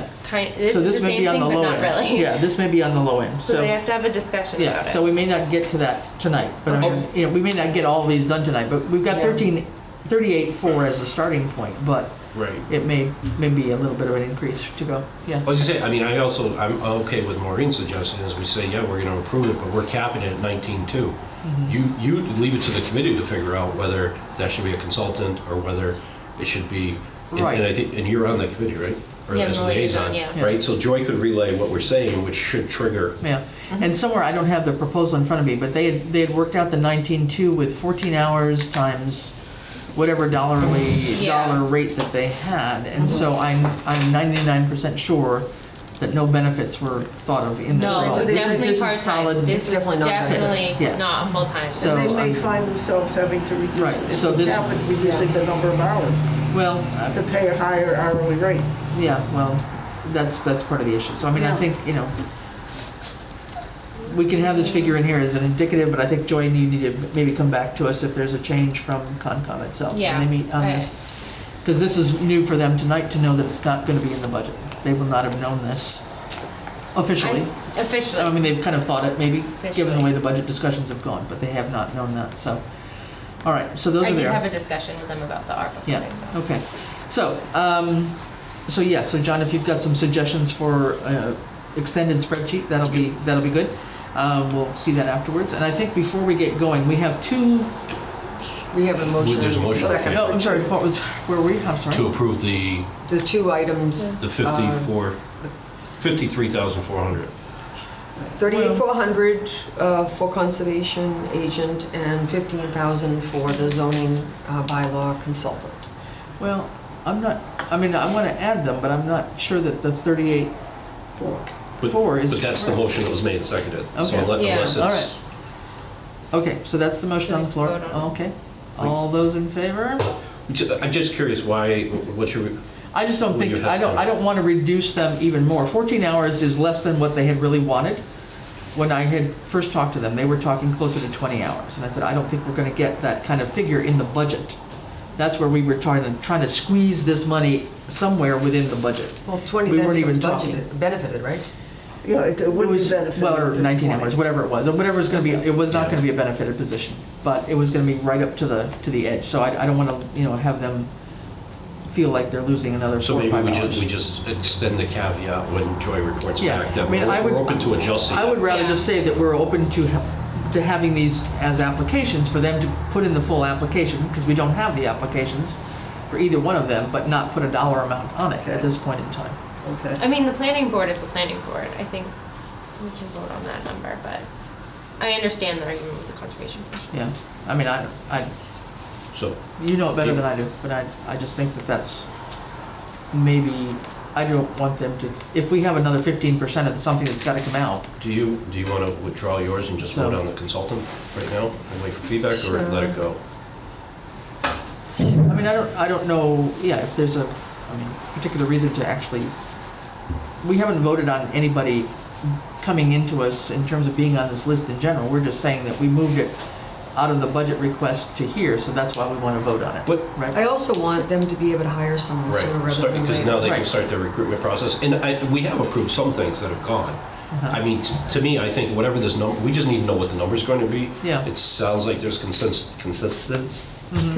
thank you, consensus, Consensus? to approve this, and then write that, we know it's a no number, and it's going to eat away from our bottom line, what we have left. I mean, I So is the motion just to leave the numbers to leave the numbers in And to approve them. and to approve them as is, and then subject to changing when we get the actual applications? well, We could always modify it. Modify it, yes. all right. Yeah, I think that because it was in the operating budget and we shifted it off, I would just like to prioritize these Okay. two in particular, Okay. and allow them to hire someone sooner rather than later. And if, I think that the support for if it is going to be a part-time position and there are going to be additional expenses, I would just support an adjustment. Okay. All right. All that said, and I think we have clarity. All right. All those in favor? Aye. Aye. Okay. None opposed. All right. All right. So we have, before we get going here, So we you have. want to just put in who has the master? I do. at this point. 38,400 under Yeah. the part-time conservation and 15,000 under the zoning consultant. Correct. And that gets us the 2671357 and 69 cents. Okay. So we have two support letters here, and I'm going to assume that our crowd here is in attendance for a particular reason. So I did not have any order in mind in terms of how to go about these, but just in the interest of the folks that have put out their time to come tonight, I'm assuming this is related to premium pay for the most part. So we have two letters. One, and I believe this is tied into it. It was not totally clear. From the Southampton Teachers Association. Francine, as a liaison, would you just like to read the letter out, please? Okay. All right. Dear Southampton Select Board members, while looking at your agenda for tonight's Select Board meeting, we feel it is important for you to hear our thoughts regarding the ARPA application reviews and discussion for funding.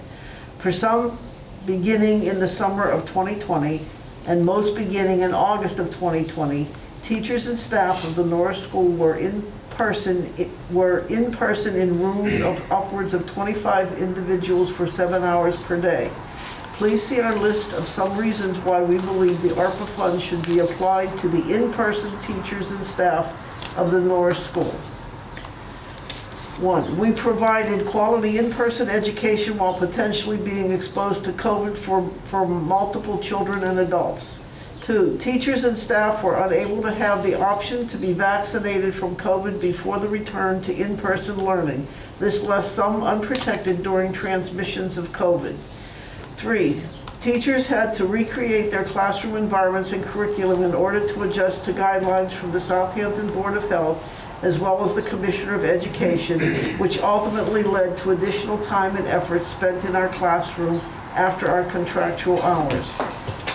4, when faced with pivoting our curriculum to meet the demands of both in-person students and remote, we felt required to purchase additional materials to make children at Norris School successful. Adapting our curriculum to meet these needs required additional time outside of our contractual hours. 5, in order to effectively teach on Zoom with TVs, cameras, and additional technologies provided from the Southampton School Committee, we were required to adjust our practices and learn the new resources on our own time. And finally, we hope in your discussion you consider honoring the tireless effort and contributions the teachers and staff of the Norris School put into the education of our community members. Thank you. Sincerely, Southampton Teachers Association. Good.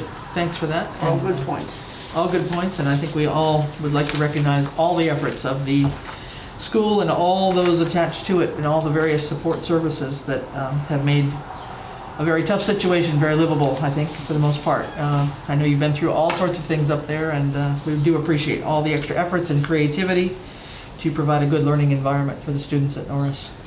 So very good. We have a second letter from the, support letter from the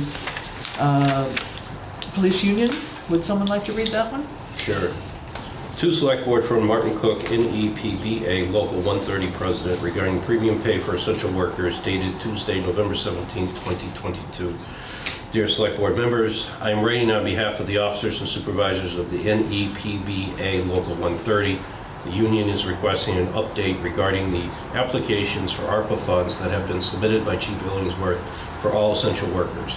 We are aware of the town of Southampton received $1.8 million in ARPA funds, which can be utilized to provide premium pay to workers performing essential work during the COVID-19 public health emergency, which ranked within 1 percentage point of the top priority according to the survey that was taken by the residents of Southampton. Ensured broadband access and affordability, 356 responses, or 50%. Provide premium pay to first responders/workers during the COVID-19 emergency, 348 responses, or 49%. We are asking that you please support these essential workers by providing the requested premium pay for all essential employees that worked during the pandemic. These employees did not have the option to work from home and continue to provide critical services to keep the town safe and operational while putting their physical well-being at risk. Respectfully, Martin J. Cook, NEPBA Local 130 President. Okay, very good. And we have, I think, before us the proposal, and Ian, our Chief of Police, had given us a good presentation back in March, I think it was, maybe? Somewhere about that time. And we can have you give us some further explanation, but the request, basically to summarize, is for police, fire, dispatch employees, a premium pay of $2 an hour, and all other town employees for $1.25 an hour. The total request, I believe, is $271,749.31. And just so that those who are listening will know, let me just turn the page here a little bit. This includes people, so it includes staff from Norris School, Police and Dispatch, Fire and EMS, Highway, Treasurer Collector's Office, Water Department, Public Health, Town Administrator's Office, Town Building Maintenance, Town Clerk, Council on Aging, Assessor's Office, Building Inspector, Electrical Inspector, Plumbing Inspector, and the Library. Okay, so that's pretty much everyone. Again, for those listening at home, there were caps on the two classifications, right? The essential workers make at the $2.50, I think we're capped at $2. 5,000. Oh, I'm sorry. 5,000. 5,000. Cumulative of 5,000. Right. And the non-essential workers, but town employees, were capped at 3,000. They would be all considered essential workers. Yeah. They were just classified different between the public safety and they would be considered non-essential. They were still considered essential. Like, for instance, the teachers and those listed are still considered essential.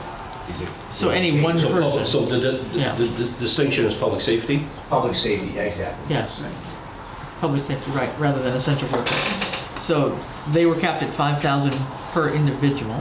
Per individual, based on the number of hours they work. Right, and 3,000 for the others. Yes. Okay, and we do have quite an extensive list on names of every employee, their hourly rates, what this would mean per all the departments. So we have lots of information here. I don't know if you've got other things you want to just refresh our mind on. It's been a while. Just saying a couple more things, Sure. just to maybe help resonate Yep. the importance of this is what I believe. Yeah. So this request on the police chief and also the applicant of this application Right. on behalf of the town employees. This request represents employees responding to emergencies, taught our children, maintain continuity of governmental operations, and maintain critical infrastructure. They kept people safe, educated, assisted in mental health resilience, and kept the town operating on a flow. They did this while PPE supplies were low, and often their effectiveness was doubted. If you can recall that. Yeah. The first vaccines weren't distributed to members of public safety until February of 2021, almost a year into the pandemic. Those employees that were not at high risk of public safety, considered high risk of public safety, had to wait even longer, those essential employees, for vaccines. These vaccines were distributed on an emergency basis and left out in the essential workers' minds of vaccine safety, which may have caused some of them not to get vaccinated as well as a result of that. All the while, daily, we were reminded on how contagious this disease was, and we were reminded daily of how many people died a day by media outlets. As of today, the Center of Disease Control reports that there have been 1,179 deaths involving COVID-19 in the United States. This obviously is a very deadly disease, and I submit to you that those that had to work in a less protected environment in their home should be compensated accordingly. And I think that this request is further supported by the town's final report of the ARPA survey results, that premium pay was placed second in the priority ranking. Okay. Anyone else in attendance would like to say anything? Yeah, I'd just like to say for the fire department, I'm just extremely proud of the group over there. I'm the only full-time employee, and really this is the second job for all of them. Right. And they really stepped over and above to, when most people were staying inside. Sure. Our folks were stepping up and picking up people who were sick. And I'm just very proud of the efforts that they made. Yeah, absolutely. And stand behind this motion. Definitely very much on the front line. Yes. So much, yeah. Yeah.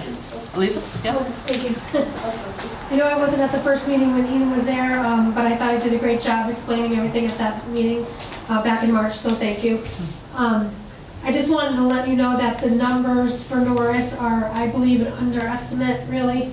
I only counted the times, obviously, that teachers were working in person based on when they were required. And many teachers and staff were in the building when they were not required to be there. So it's, not asking for anything in addition, just recognizing that I understand that we weren't working on Wednesdays, we were remote Wednesdays. However, there were many staff in the building during that time. And also, we backed out all the days where we were not required to be in the building. So it's simply the days that they were required to be at school. Okay. I think that the letter that they sent tells the story better than I can, and it was a very emotional time for everybody and a very scary time. Right. And I'm glad that we're kind of on the other side of it, so I appreciate the time. Okay, good, thank you. Yes, okay. And I just want to say that in my department, the elections division, we had workers who were susceptible because of their age to catch COVID, and they came out and they worked hard for 5 elections, town meetings, and during a time when COVID was really hitting, and they couldn't get vaccinated. So I'm advocating for them as well. Very good. Thank you. Yeah, and Barbara. So our time was calculated when we were actually in the building. So when we worked at home, those hours weren't counted. But we did curbside pickup, and when we were able to, according to the health department, people did come into the library during COVID, but we did have some cases of COVID among patrons. We'd have to close, then we'd open again when we could. So, but we were always providing services with curbside, phone, different kinds, emails, and things like that. Yeah, yeah. No, and I think townspeople really appreciated that too, to have that service, to be able to get out and at least get books remotely, or to the extent they could get it online, or do your pickup service. So yeah. And sometimes they would call and we'd have to tell them how to do it online because they might not have done it before. Sure. Yeah. So, but we calculated only when we were actually in the building. Understood. Okay. All right. Thank you, everyone. Yes, Reedy. I have 2 questions. One is, does this include anybody who has since left the town? No, it should not. In fact, that total should be reduced by about 5,800 based on 2 employees that have left. Okay. 5,800? It would actually be a precise number. 5,000.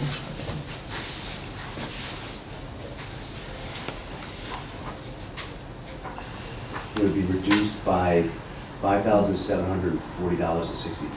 $5,740 and... 63 cents. And that's as a result of employees leaving the highway department. Okay. And the second thing I just wanted to mention is, I think that if your salary, I guess I just have a hard time with coming up with a figure hourly based on someone whose salary. I would just feel more comfortable because I think department heads took the brunt of all of this. So I would favor something like department heads get capped out at $3,000 if they're not fire and police, and that other, like police and fire, obviously they're already capped out at $5,000, but I would feel more comfortable with having the department heads have a certain amount as opposed to it being hourly, because all of them, the exception of one, are actually salaried employees. And I just feel uncomfortable with giving a certain premium pay based to a salaried employee based on an hourly amount. It would still Well, that come almost out makes the argument that for department heads that are salary, you get Right. the max of whatever your either zone is, 3,000 or 5,000. based on where you Yeah. come, but department heads that are not salary, that are hourly, it's based on your hourly calculation. Right.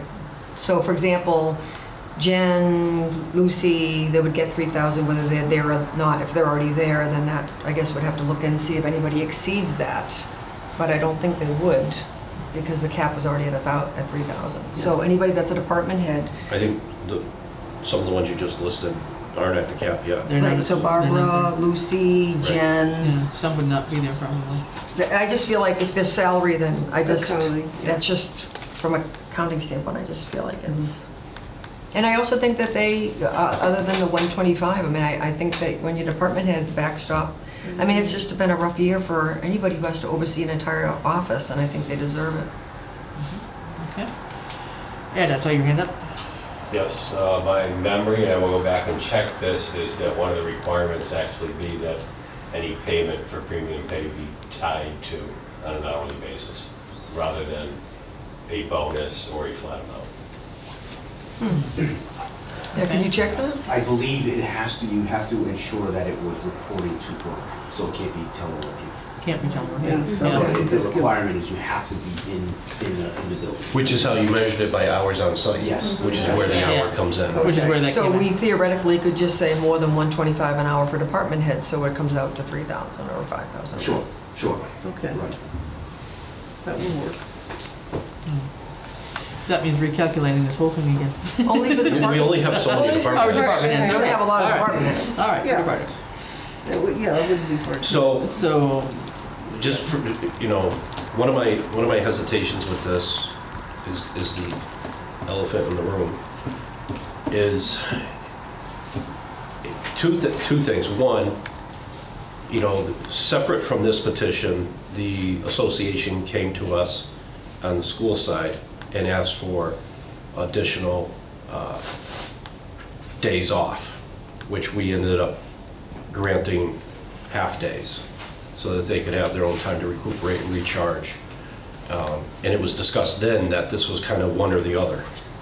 This premium pays out there and we're discussing it, but, it's almost like you're getting two bites at the apple. I just throw that out there for disclosure.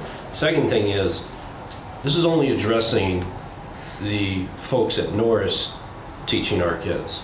It's not addressing the 55% ownership we have in the Hampshire regional teachers addressing our kids. Right. And I don't really know how I feel about that one way or the other, but I suspect it's going to create a ripple effect that we're going to have to deal with later. It may not be the select board that has to deal with it. It may be over on the school side. But Can I address the first thing you said? Sure. I think that this is for a set period of time that's in the past. It Yeah. seems to me that the calendar is for the future, right? no, we awarded this in the past. Oh, you awarded the half days There are- off based, I'm sorry. based on May I- the past? yeah. Okay. Right. And I'm not saying that, I wasn't in the room, so I don't know what you told them, but I'm just saying I thought that this is for a period of time that does not overlap the half days, but maybe it does. Alita? I just want to make sure it's understood that they didn't get time off though. They got planning time. Correct. So they had time Time with without the students students. in front of them. Yeah. The students had a half day, the teachers had a full day. But they were able to do whatever they needed to do, whether it was report card, planning, testing, evaluating, working. things like that, yeah. Yeah. And I also understand what John's saying about Hampshire. Yeah. I know they were not in person as soon as we were, but there definitely was time when they were in person during Sure. the pandemic, and I didn't get involved in that. Yeah, I just did- and I'm not saying there needs to be a reason for us not to do this. I just consciously, Yeah. we No, need it's to a be good aware point. of ramifications.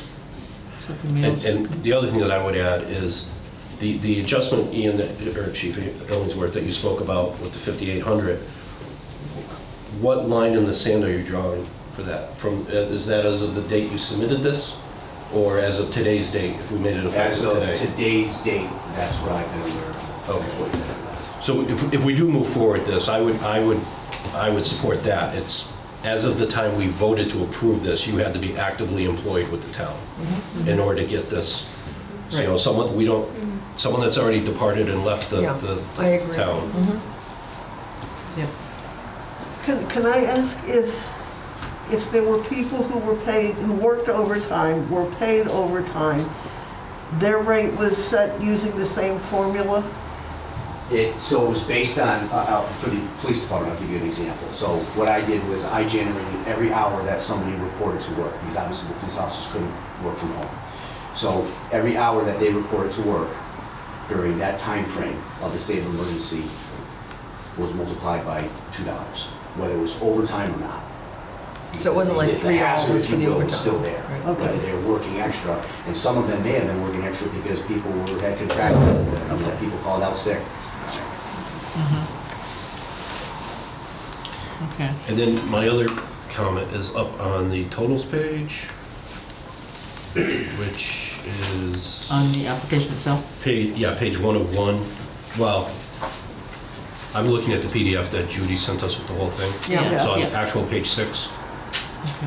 So that where it goes by department and gives all the totals Yeah. to get to the 271 on the bottom. So I would think that these wages have already been paid out. That this isn't an out. It's being calculated hourly wise, but it's going to be a hourly related transaction, meaning two things. One, zero impact on retirement calculations. That's right. Two, we've already paid the workers' comp. Yes. So that 2,500 that you have in there, we don't need. And I know I'm the one that told you to stick it in there, but. Okay, and I'm certain about the retirement because Right. Keurig actually gave us a ruling on that. Yeah, the Medicare you've got in there for 3,800. That you do need. That you need, But the workers' comp you wouldn't because it's not being treated as hourly the 2,500. wages when it gets paid. So that would come out as well. Yeah. Okay. So there's 8,300 thereabouts, less than what's proposed, unless we make some adjustments per what Rini suggested. Did you say 8,300? It was Reduction from the around 271. 5,800. 57,440, and then there's more? The 2,500 on the workers' comp. Okay, great. Yeah. So 5,740 and 2,500.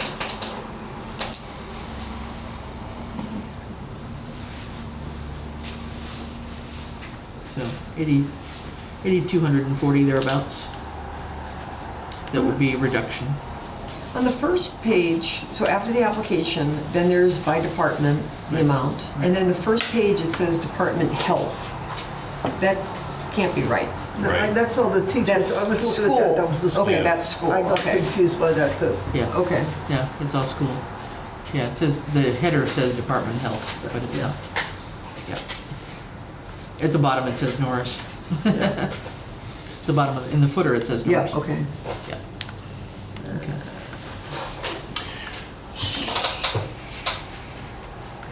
So, okay, we're in agreement that we have to reduce these couple of things.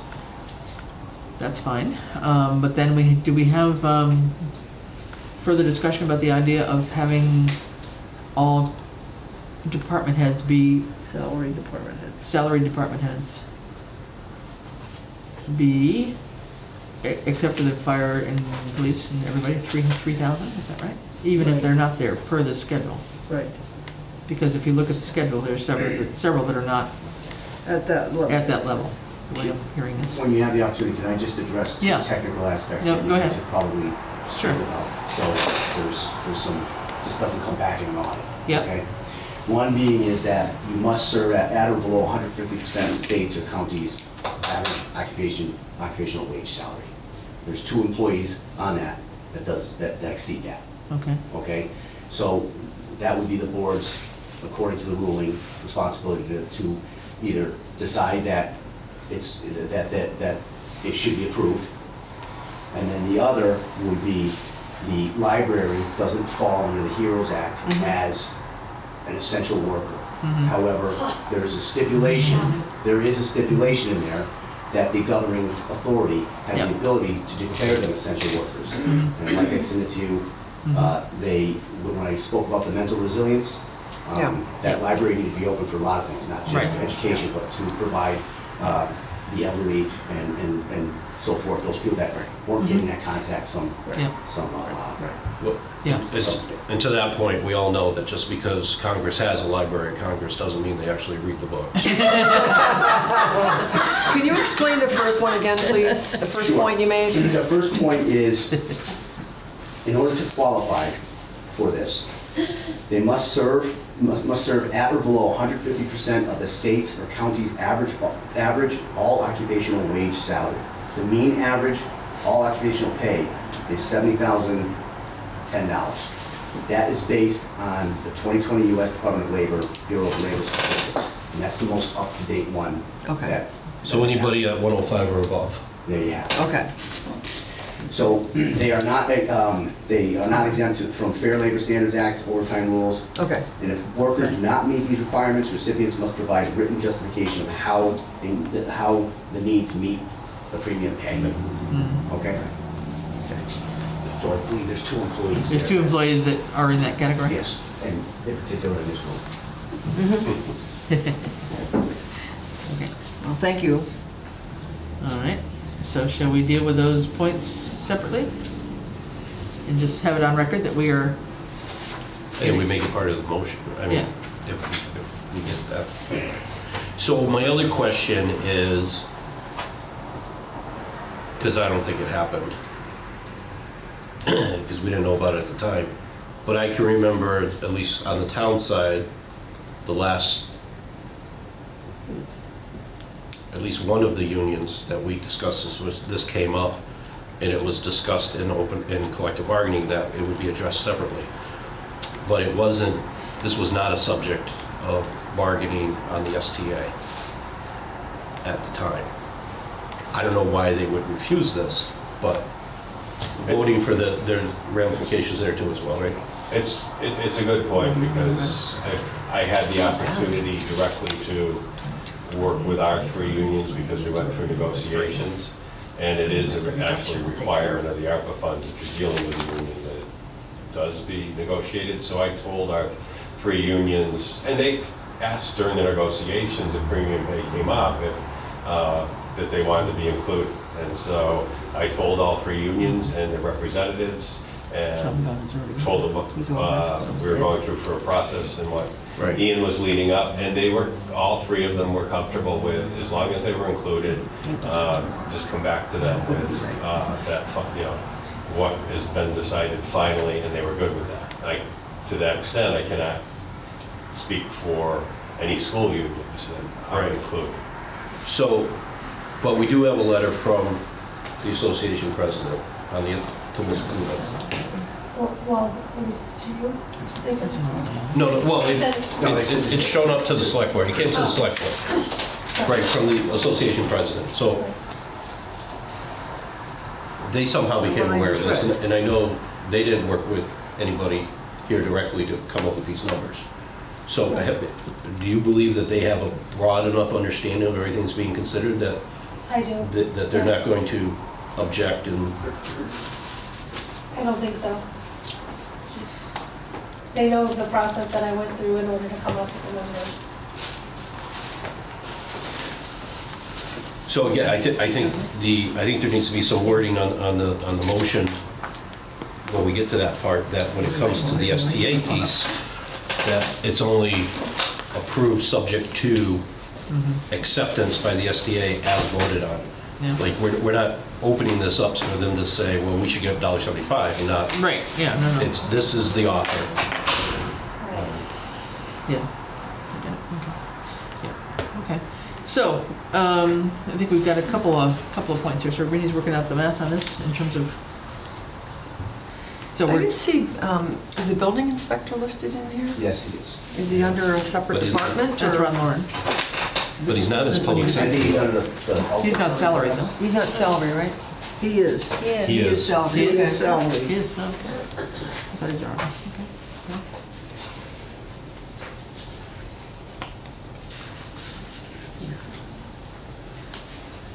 Building, he's under building.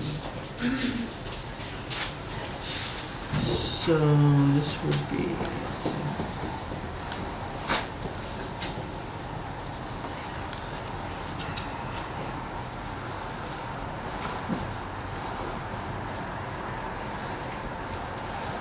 Did you find one?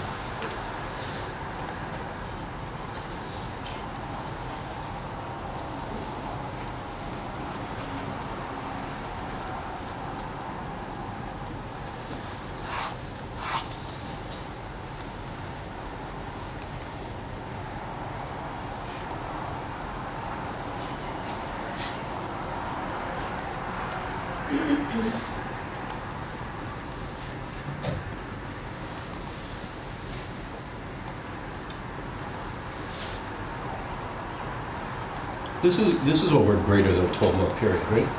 Yes. Yeah, Okay. it's like an 18-month or something? I believe it, so it was March 10th, 2020 to June 15th, 2021. Yeah, so, maybe, yeah.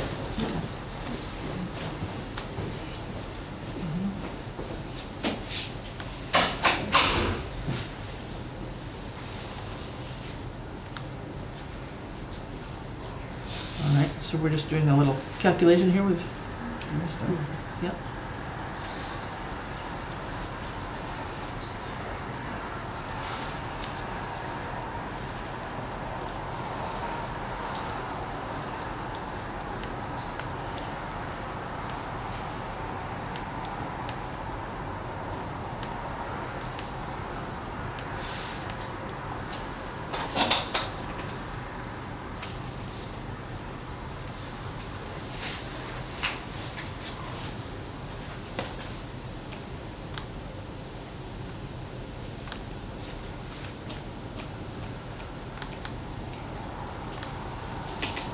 It's less than the adjustment. So, Tell us who you're dealing with. all right, Principal Norris came out to 2295. If it went up to 3,000, it would be 705. Highway is 2863.75. If it went up to 3,000, it would be 136.25. Treasurer 2443.75. A difference of 556.25. Water and TA are already over 3,000. Clerk 2445, a difference of 555. COA director is the biggest jump with library. COA is 2193. We go up to additional 806.87. Library 1987.50 would go up $1,012.50. Building inspector 1610 would go up 1390. So the total for all of the increases would be 516187.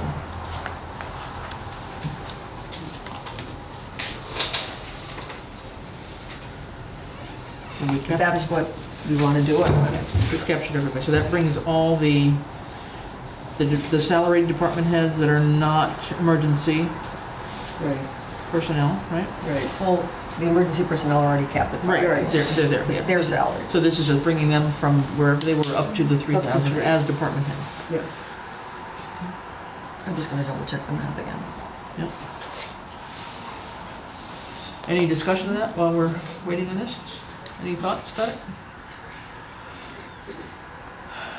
Seems like we could accommodate Yeah, I that. think I it's mean, a given fair the couple reductions, it seems like. I just think that department heads, I mean, are getting the same increase as their employees, and I just think there's a lot more administrative. It was, I think it was more work on their part because of the pandemic. More responsibility, for sure. Mhm. Yeah. So, So that brings it from 271 to, Well, is it the 271? Because didn't the chief say that 2 employees left? yeah, so 2 have left. So Two it's- highway employees have gone. And I assume we'll figure out who those 2 are? Yeah. So we know that. I can tell you the names that they were, I believe it was, I spoke with Randall today and he told me 2 had left. Okay. And they were, yeah, I see who's left, yeah, yeah. Well, we don't know. So we can get the exact number. Yeah. Okay. That'll save us. Is it Kevin? If we want. Kevin is one. Jane Marshall. Yep. So, yeah, Kevin?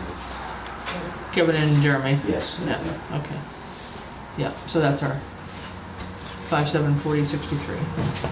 So there's like a little over $3,000 saved there. Hmm? A little over $3,000 saved there. No, 50, the two together is 5740. That's the first number we had. So the 5740 and the 2,500 that we're not putting in for workman's comp. So we had about 8240 thereabouts. Okay. Of money we didn't need. It's 8240.63, and if we do approve or agree on the increase for department heads, it would be 307876 for the reduction to the original request.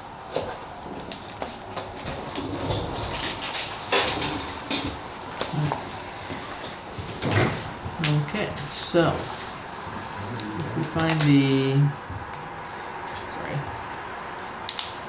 let me just grab this out real quick.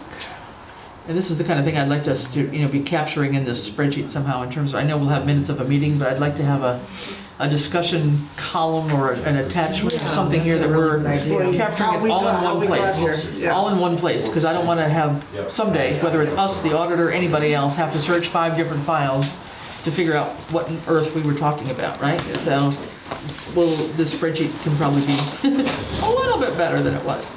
Alrighty, so let's just double check then what our new number would be from the 271. I'm just gonna do the, oh, come on here. My cursor's getting funny here. Come on down. It's So 271, 749 minus, or 3,000 you said? 307876. 307876. 7876.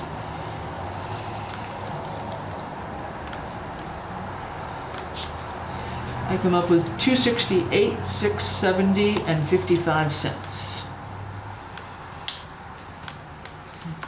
New number. We will do a double check on things just to be sure, but I mean, I think we can, for those purposes, I think we are. What was this one? 268, 670, 55. So it's the 271 original request, 271, 749 and 31 cents. Minus, now the difference between what we had to subtract for highway and workman's comp and the proposed increase of the salaried department heads. What's left over from that is $3,078.76. So that's subtracted from the original 271, gets us down to 268, 670 and 55 cents, okay? And I think the only office that we did not discuss is the health department, which is not a salary position, but is It was considered, I very think. close to 3,000. It was, okay. I think that would be something I would It was encourage. 29 and change. Okay, all right. It's 29 already. I would encourage the Board of Health to address that, the salary versus hourly. Okay, So I'll make a motion okay, go ahead. about approve premium pay for our town employees based on the formula that was presented by Chief Illingsworth, with the exception of the increase to the cap on for the department heads that are salaried. So to approve the total of 268,670 and 55 cents. Subject Subject to. to the affidavit of, or whatever it has to be for the wording for the 2 employees that exceed the 150%, and that as it relates to the STA, Right. that this is a one-time take it offer as Right, is, right. no negotiations. Right. Okay. And also that Thirdly, the library. And that we're the approving, we're library. including the library as essential workers, and there was one other. I think that was it. And that they have to be gainfully employed. Right, currently, as of with the today. town as of today. As As of today. All right. Okay. That's Anybody a want to second long that? motion, Second. yeah. Go ahead. All right. All right, I don't know that we need any other discussion on that. Is everybody We'll go okay? over the numbers one more, no. Well, let me see.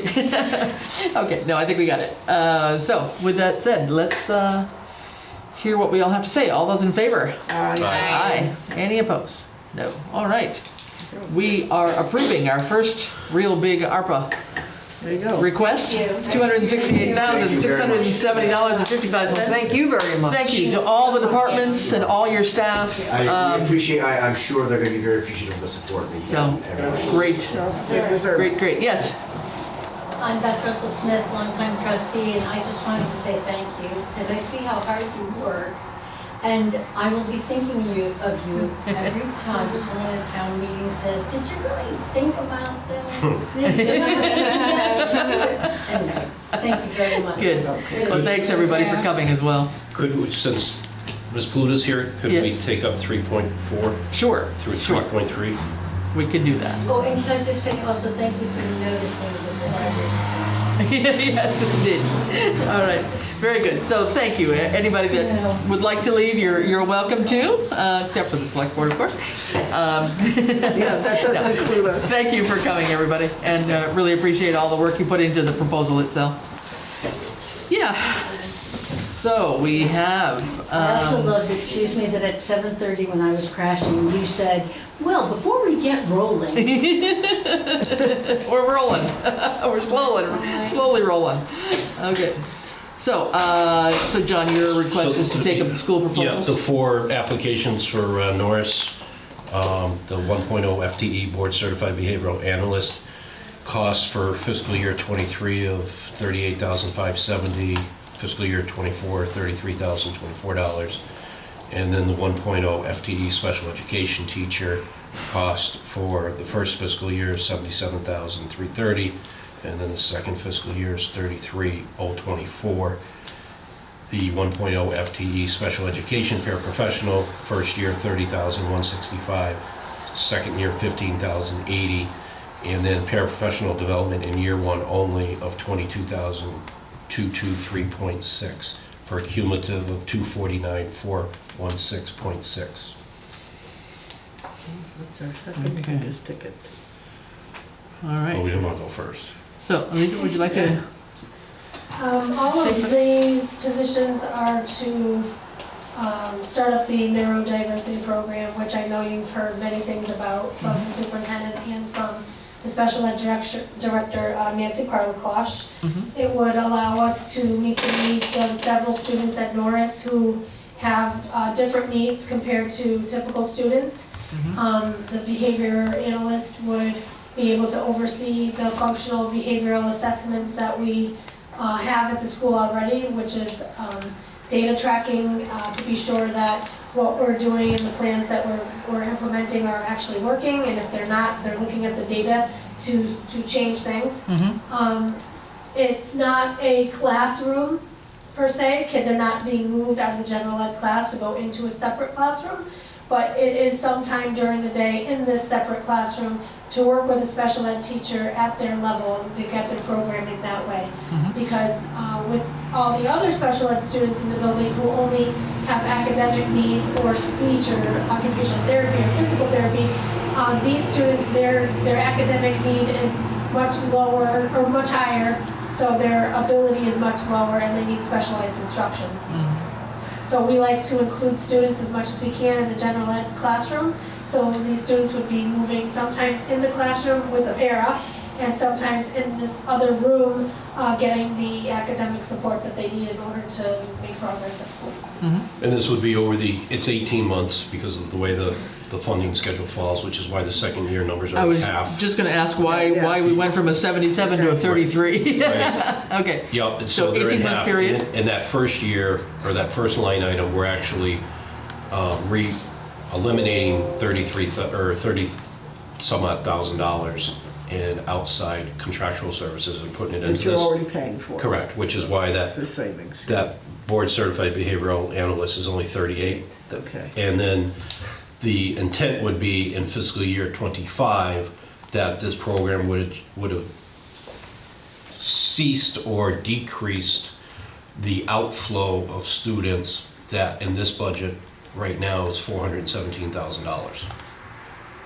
of the Norris budget between transportation and out-of-district So, placement. yeah, so kids So- going elsewhere. So this would Right. keep more students in, therefore the program would be self-sustaining Correct. over time. What was that dollar figure again? 417 is a cumulative number of transportation and out-of-district placement, 417,000. 1,000 annually. And it's creeping up, so as we can use the 2 school year cycles to get the program up and running in place. And then what? Then it becomes self-sustaining. Then it Right, because then those costs come out of the Yeah. budget Okay. and shift over to support the staff. Okay. And the professional development was Oh, just is this refresh my for mind. all staff, the professional So the development? professional development is for all staff. Okay, come on. Yeah. Are you recusing yourself? Is Yes, that- I am recusing myself. Oh, okay. I get it. Okay. Yes, it is for all staff, and it's so that general ed teachers and paraprofessionals get the same training so that we all understand how to include these types of students in our classrooms every day. Because at some point, these kiddos are in the general ed class or outside at recess or in the cafeteria, or, you know, we try to switch staff off so that the same people don't get used to the student, or the student doesn't always get used to the same person. And sometimes we need a break. And this is specifically rolling out this specific program to all of them, which is why it's a one-time Yes. cost and not Yes. repeated in the second year. Right. And just so I'm clear on my notes here, the 18-month period, why again? What are we starting at? Well, I think September, well, the fiscal year, but I believe all ARPA funds have to be spent by December 31st of 24. 2024, Correct. which knocks off the second 6 Okay. months of that fiscal year. Okay. All right. And saves us. Got it. Which means in that budget, we're gonna have to find. Right. Yeah. Got it. Okay. Does anybody have any questions about this? Are we okay with funding both years? There was some talk about having a separate column for next year costs. Is there any way to look at applying some savings, let's say after year 1, we retain more, we have fewer going out of district that we could realize in this? Or is that just too? So, 3 out of the 4 expenses though are staff. Yeah. yeah. So, I I mean, just feel like, I don't know, if there's a savings because we're not spending it. Right. Yeah. But there's not really a savings yet. Right. plus it's all, I mean, So could we maybe approve the costs associated with fiscal year '23 and then within our group encumber fiscal year '24 funds? Yeah. So that we could reevaluate and see how the process is going, but the school can go ahead and move forward, the superintendent can say, okay, I can offer an employment contract to somebody because it looks like we're gonna have funding for multiple years here. Right. And try to So run the regardless of the program. source, the money will be there. It's just if there is that other savings to be realized, could it be applied here? Yeah. Correct. Yeah, no, I understand what you're saying. Yeah. All right. I just want to understand the way it's listed on our sheet here, 38,570, and then FY '24, 33. Yeah, that's the 18-month notion. Yeah, okay, that's true for all 3 of them? That's Yes, 12 and but 6. that first one, Maureen, we eliminate and this is why we need this is the piece tied to the budget. We went out on a limb and said, okay, this is going to be approved. So we canceled, we're not renewing the contract for that behavioral analyst on July 1st, Oh, which is giving us the additional 30,000 Okay. plus that we need in there.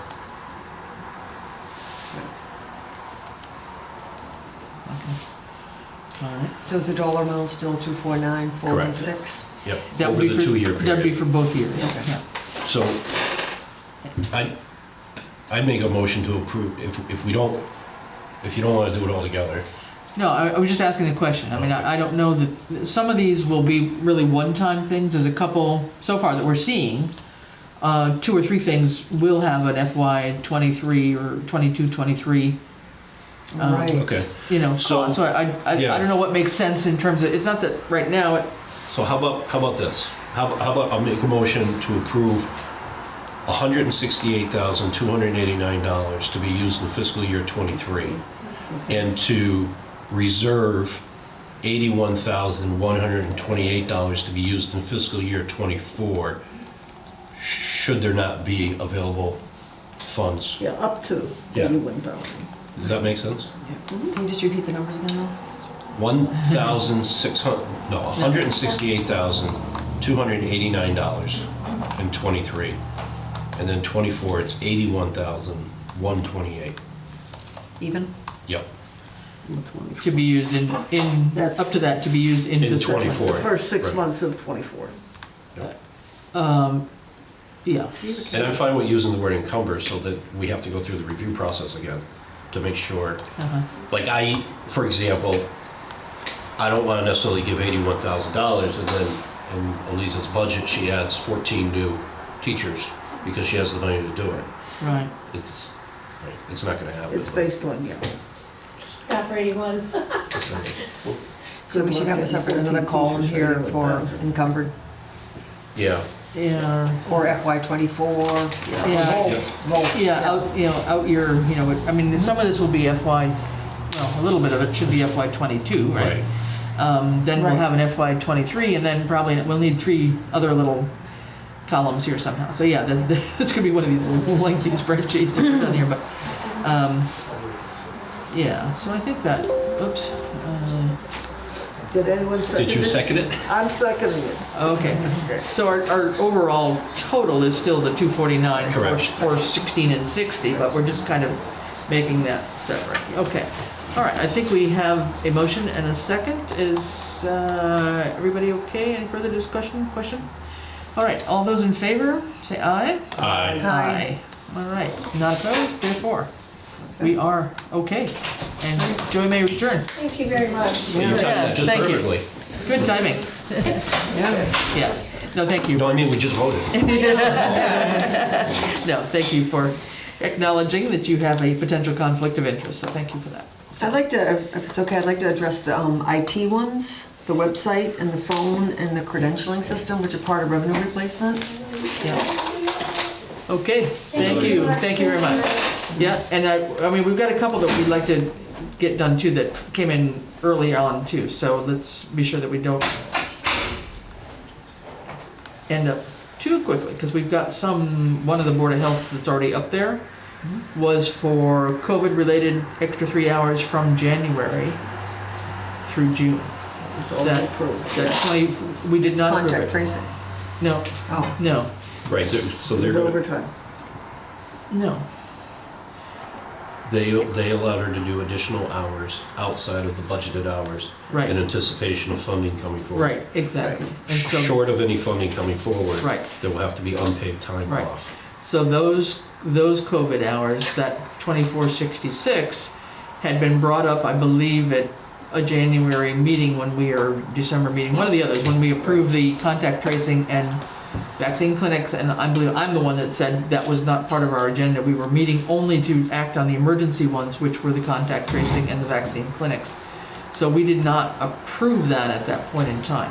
where is this on our list? It's line the 11. Standard con, line 11. I would like to find out if there's additional funding.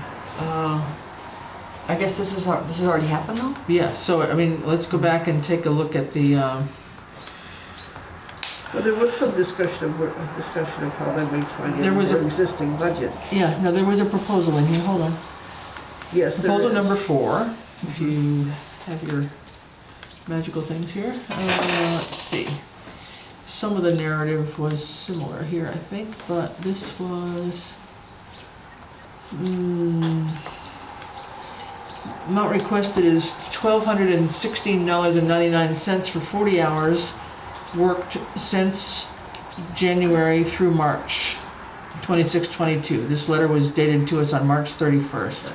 The proposal came in, or was put forth. So it's for $1,216 for the January to March period, and the 3 additional hours for the position of the health director to be funded with ARPA from March 26th to June 30th in the amount of $1,249.08. So the total request is $2,466.07. So these were 3 extra hours related basically to the COVID pandemic for that time period of January through June, and we're almost there, obviously. And based on what Ed had said earlier, this seems to be a valid. I think what he said was something different. He was talking about the budget. I think he was talking, weren't you talking about FY '23? Yeah, but the same thing would hold true for fiscal year '22. Right, but what we're voting on is, a request right now is for now through June, right? Right. Yes. For the January to June period. We're not talking about the one that came in later. So this is the one that has been in since March, thereabouts. So that's the justification for it, from what I see from the cover note here. Let's see what else I'm missing here. Basically, COVID-19 being a priority for the health department, obviously. Talking about the vaccine clinics, they hadn't happened, I think, at the time. And day-to-day responsibilities, etc. Okay, I just want to mention something. First of all, there's a letter that we got today, Yeah. but it was written March 31st. Yes. Yes, That's but it correct. just And wasn't in the sent. application, it's scanned separately.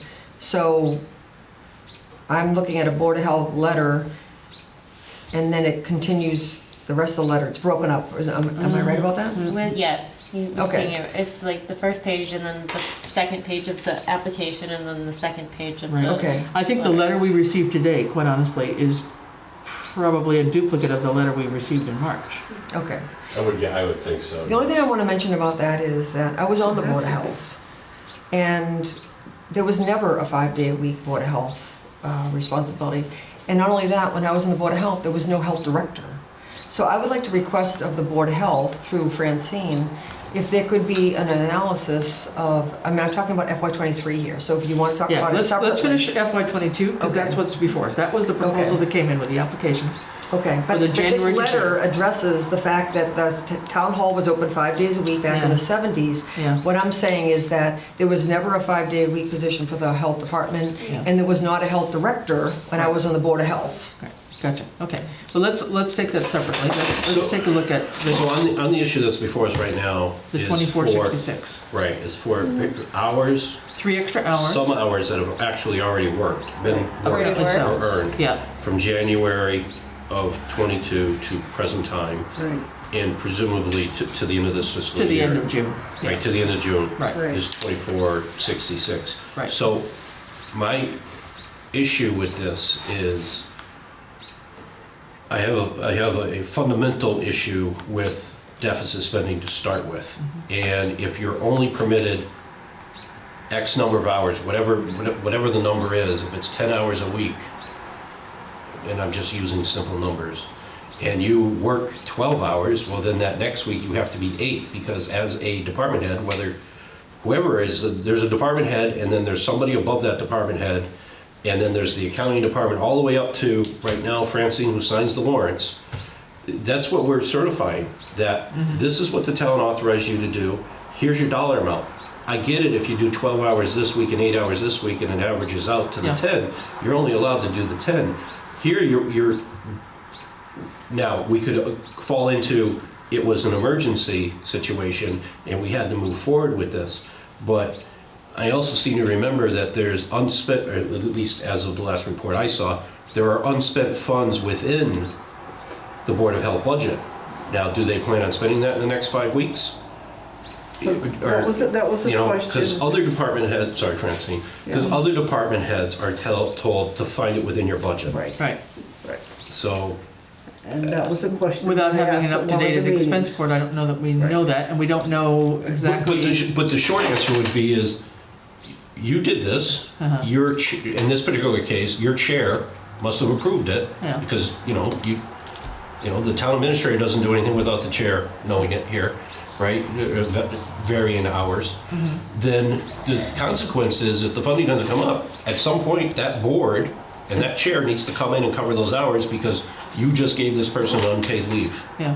because you can't exceed the total number of hours over the annual cycle. It sounds like here, the amount from January through March was a total of 40 hours. So whether that works out exactly 3 hours per week, I'm not sure. But I mean, I assume that's already been billed and paid, the way this is written. Yeah. The amount requested is for $1,216 for 40 hours worked since January 22 through March 26, 22.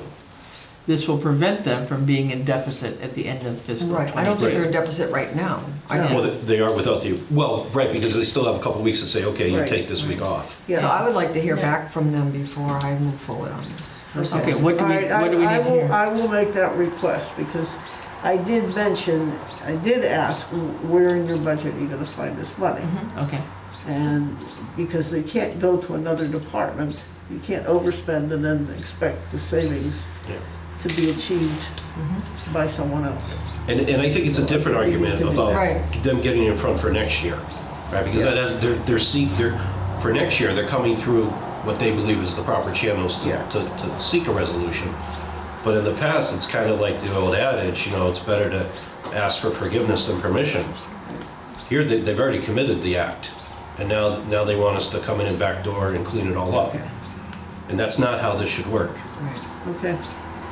in my view. I think it's very clear, they're saying it very clearly, and I'm sure they're gonna look at the, watch the video. And I So- will repeat, I'll get a message to Caitlin between now and when would you like to have this conversation? At our meeting on well, Tuesday? I don't know when they're meeting next, but I mean, I don't I think they're don't know scheduled. that we'll pick up, we've probably got other things on the agenda for Tuesday, I don't know what I our think agendas our would look first like. meeting in June would be enough time. Early June Because would be again, fine, if they have yeah. to, if the person has to go without pay and take a week's vacation, Okay. there's still time for There's that to time to happen do before it. the end of the Yeah, fiscal year. because All right. I think, not knowing exactly what we'll have on the agenda for Tuesday, and we may not have answers by then Okay. anyway, so. All right, so I'll ask for the first Okay. June meeting that the chair of the board of health come and discuss this. And that assumes that they don't have any available funds, because if they have available funds, then Then now they're fine. the window's open Yeah. right now for them to Right. request a transfer. Right, Right. Right, Yeah. okay, so we'll hear about that. Okay, all right, good. I'll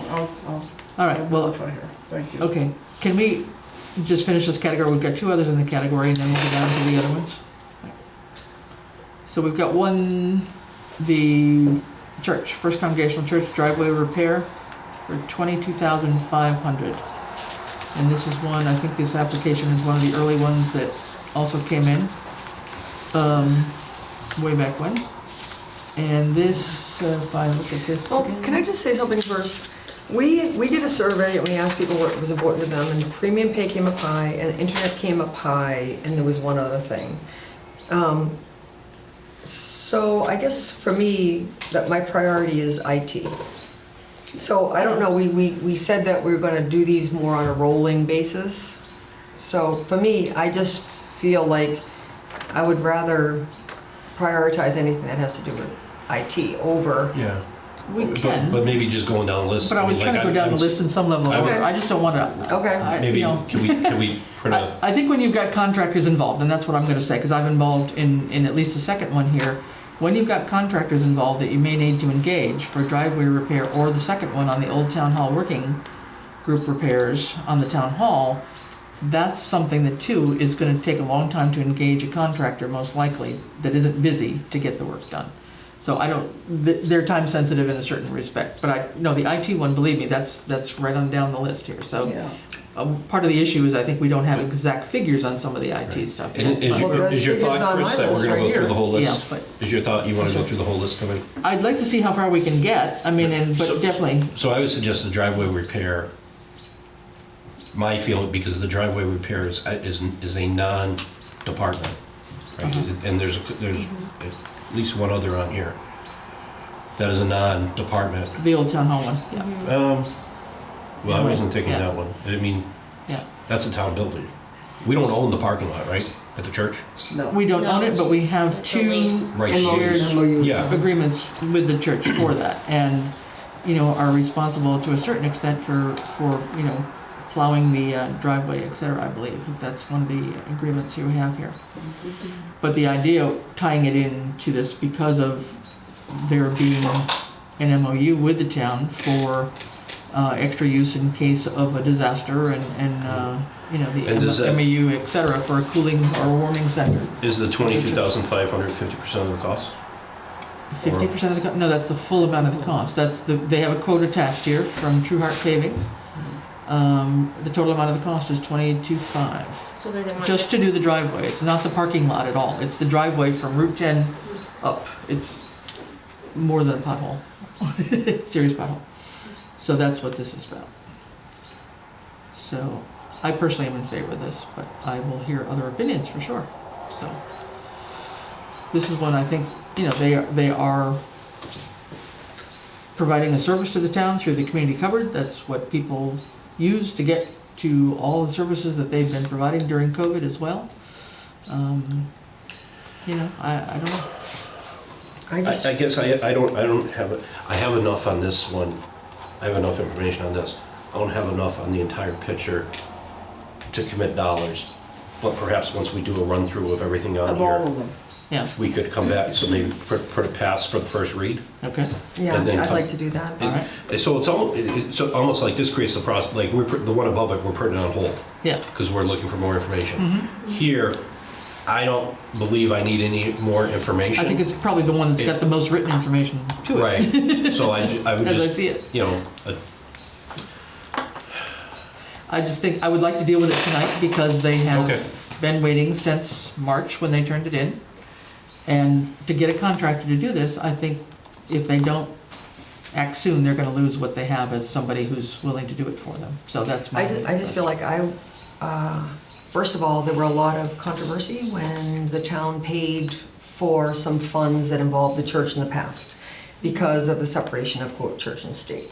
And my preference would be to prioritize based on which projects I support more and then come back to go in, as opposed to go in order of the way they are in here. I'd rather go in order of which ones I support more and then see how much money do we have left, how much do we want to commit.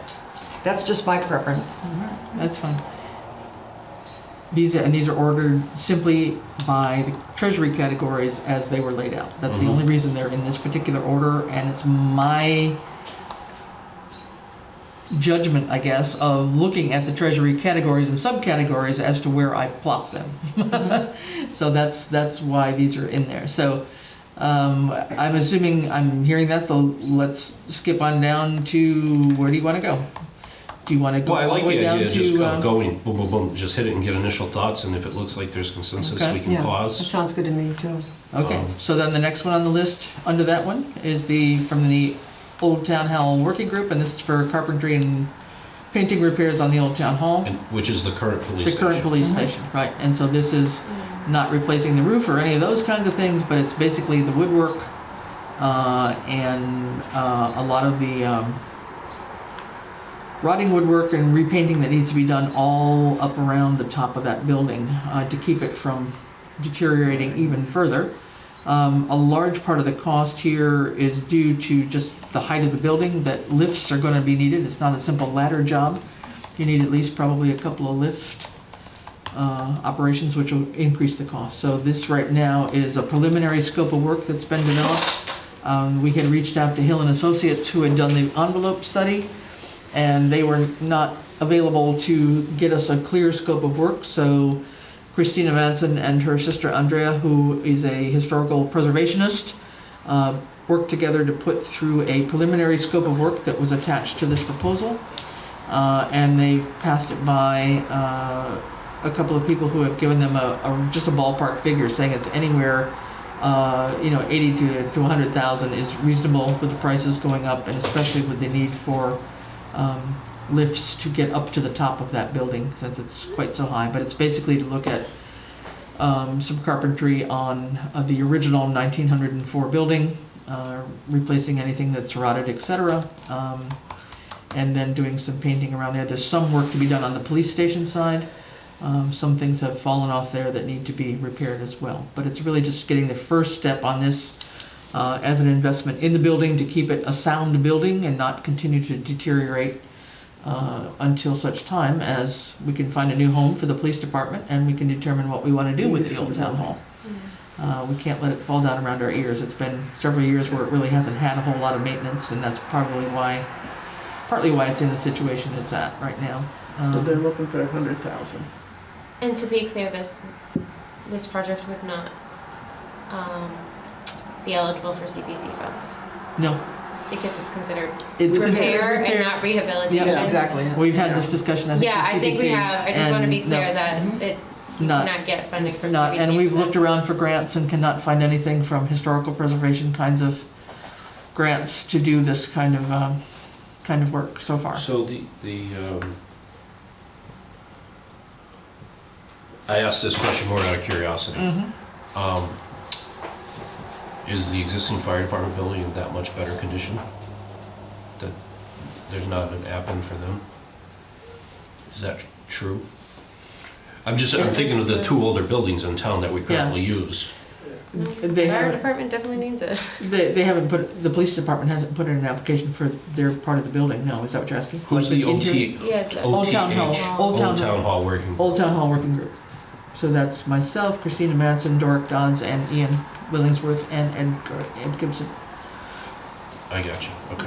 We were charged to pick up after the Hill and Associates did their envelope study to see what we So could do with this. that group, that committee specifically is charged just with that That building? building. Just that building. Which is why Just that this building. request is only... Right, just that one. I right. got you, Yep. okay. Just that one. And it's, what I want to say, it's, I had a thought there, but I lost it. Never mind. It's okay. So yeah, this is one where too, ideally, it would be great to do this work if we can find a contractor to do this in this, the summer and fall before another winter hits. But, again, given the reality of contractors are just booked out in general, no matter what kind of contractor they are, they're really booked, and, this may still not get done this summer, but we need to start somewhere. Do you think would there be detrimental harm if we wait till next summer? Well, it's just another year's worth of stuff. Probably the I mean, prices go up prices are gonna because go there'll be more even more. damage I mean, to that's build. been part of the problem, is that, we started out, originally, we were thinking it might be closer to 40 or 50,000, and things have just continued to go up over the last year to a ridiculous amount. So, that's the idea. And this would still need, as I said, this is a preliminary scope of work, so, we've talked to Ed about what he's gotta work on for, making this a little bit more explicit to be able to really go out for bid on this kind of a situation. We probably are dealing with some lead paint. We probably are, we need to be careful. Ed reminded us of things like lead in the glazing of the windows. So there's things like that that maybe, sorry? Asbestos, I'm sorry, and in the glazing. So, there's costs in here that are, gotta be dealt with, but we're hoping that we can put forth an amount to get started on this. This has nothing to do with all the other things that were in that envelope study, which included a whole new drainage situation around the base of it, as well as repointing all the masonry that a lot of the loose mortar on the bricks. That's a whole other scenario. So this was a first stab at getting something done on this one. I think after the envelope study was done, there was a group of people that were designated to look into what were priorities, and is this what's... That's it. That's Yeah, us. okay. Yep, that's it. Yep. So the next, the recommendation is to start from the top down. Yep. Doesn't make any sense to do the side mortar when the roof is falling down. So, and this isn't the roofing, but it's all the woodwork and windows, et cetera, where, birds are laying nests in the windows upstairs and goodness knows what all. So that's what this one is. So just as we keep on rolling on down, that's an overview of that one. Okay. So we'll come back to these both, since they're both construction related.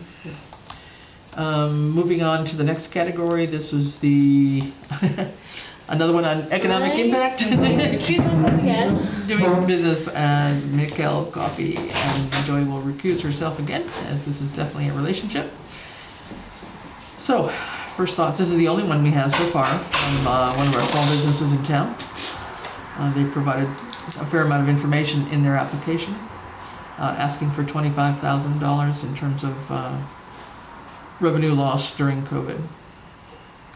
If we look at the application again, I think they specified outdoor seating and digitizing the menu. Right. But revenue loss during COVID would have been covered by a PPP application. Well, I may be misspeaking myself. I'm gonna go back and look at what they put it under, but it was, Could have been. Could have. yeah, whether people Possibly. used it or not, I don't know. It's putting it under responding to COVID or its negative economic impacts. Good night, everyone. Thank you so much. Yeah, Night. nice. Nice Thank to you. take care of those things. Let's see. Just said, additional information here, Mikkel Coffee is a small veteran-owned business that serves the local people of Southampton and surrounding communities. The restaurant hospitality business was the hardest hit industry during COVID-19, continues to feel the negative economic impacts of the shutdown and social distancing policies. These ARPA funds will help sustain the Mikkel Coffee business by allowing us to hire more employees, extend our hours, digitize our menus, and increase and improve outdoor seating. So I misspoke, I guess.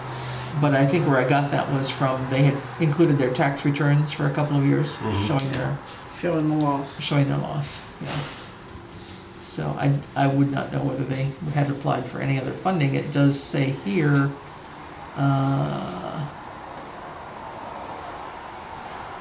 does it say anything else? No, I guess not. Okay. That's all I can see right here from. Is any of that funding still available? No. No, it was a short term. Closed, okay. It was a short term Okay. thing. And if I recall, some of the people a few people I know that tried to apply for it, they just found it very complicated to even get it. I mean, it was grabbed up quickly, and some of it was a loan and then it was forgiven later on, or part grant, etc. So, whatever.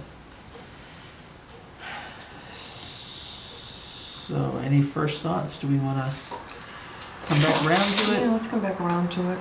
Okay. Should we get Joy back in? Okay.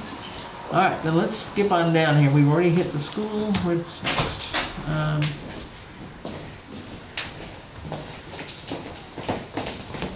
Fire department.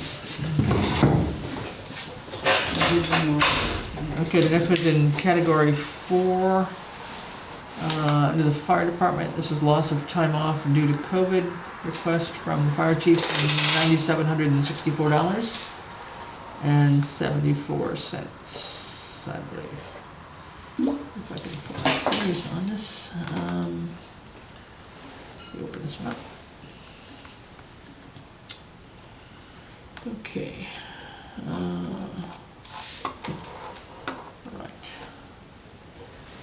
Yeah, so I think this is partly, so this is compensation for loss of time off due to COVID-19. Per the recent contract that we have with the fire chief, we had agreed to pursue some ideas of compensation for lost time off due to the pandemic, and we had put a cap on it, and said we would see if funds became available for that, for this opportunity here. So it says here the chief was unable to utilize any vacation or personal time allotted to him. Did not change until later on in 2021. There were 118 hours of unused leave as of June 30th, 2020. And the salary at the time would compensate at $41.68 per hour. This would be a reimbursement for that time of $4,918.56. And then another 112 hours as of unused as of June 30th, 2021. And that compensation is at $43.27. And reimbursement for that year would be $48.46.15. So the total of them would be $97.64.71. Okay. So I want to ask Ed, are there other employees who lost their vacation and personal time besides yourself? None of them would have had a clause written into their contract, so, like this one. Yeah. I see. Yeah. So the 118 unused leave hours in 2020, and then 112 unused leave hours as of 2021.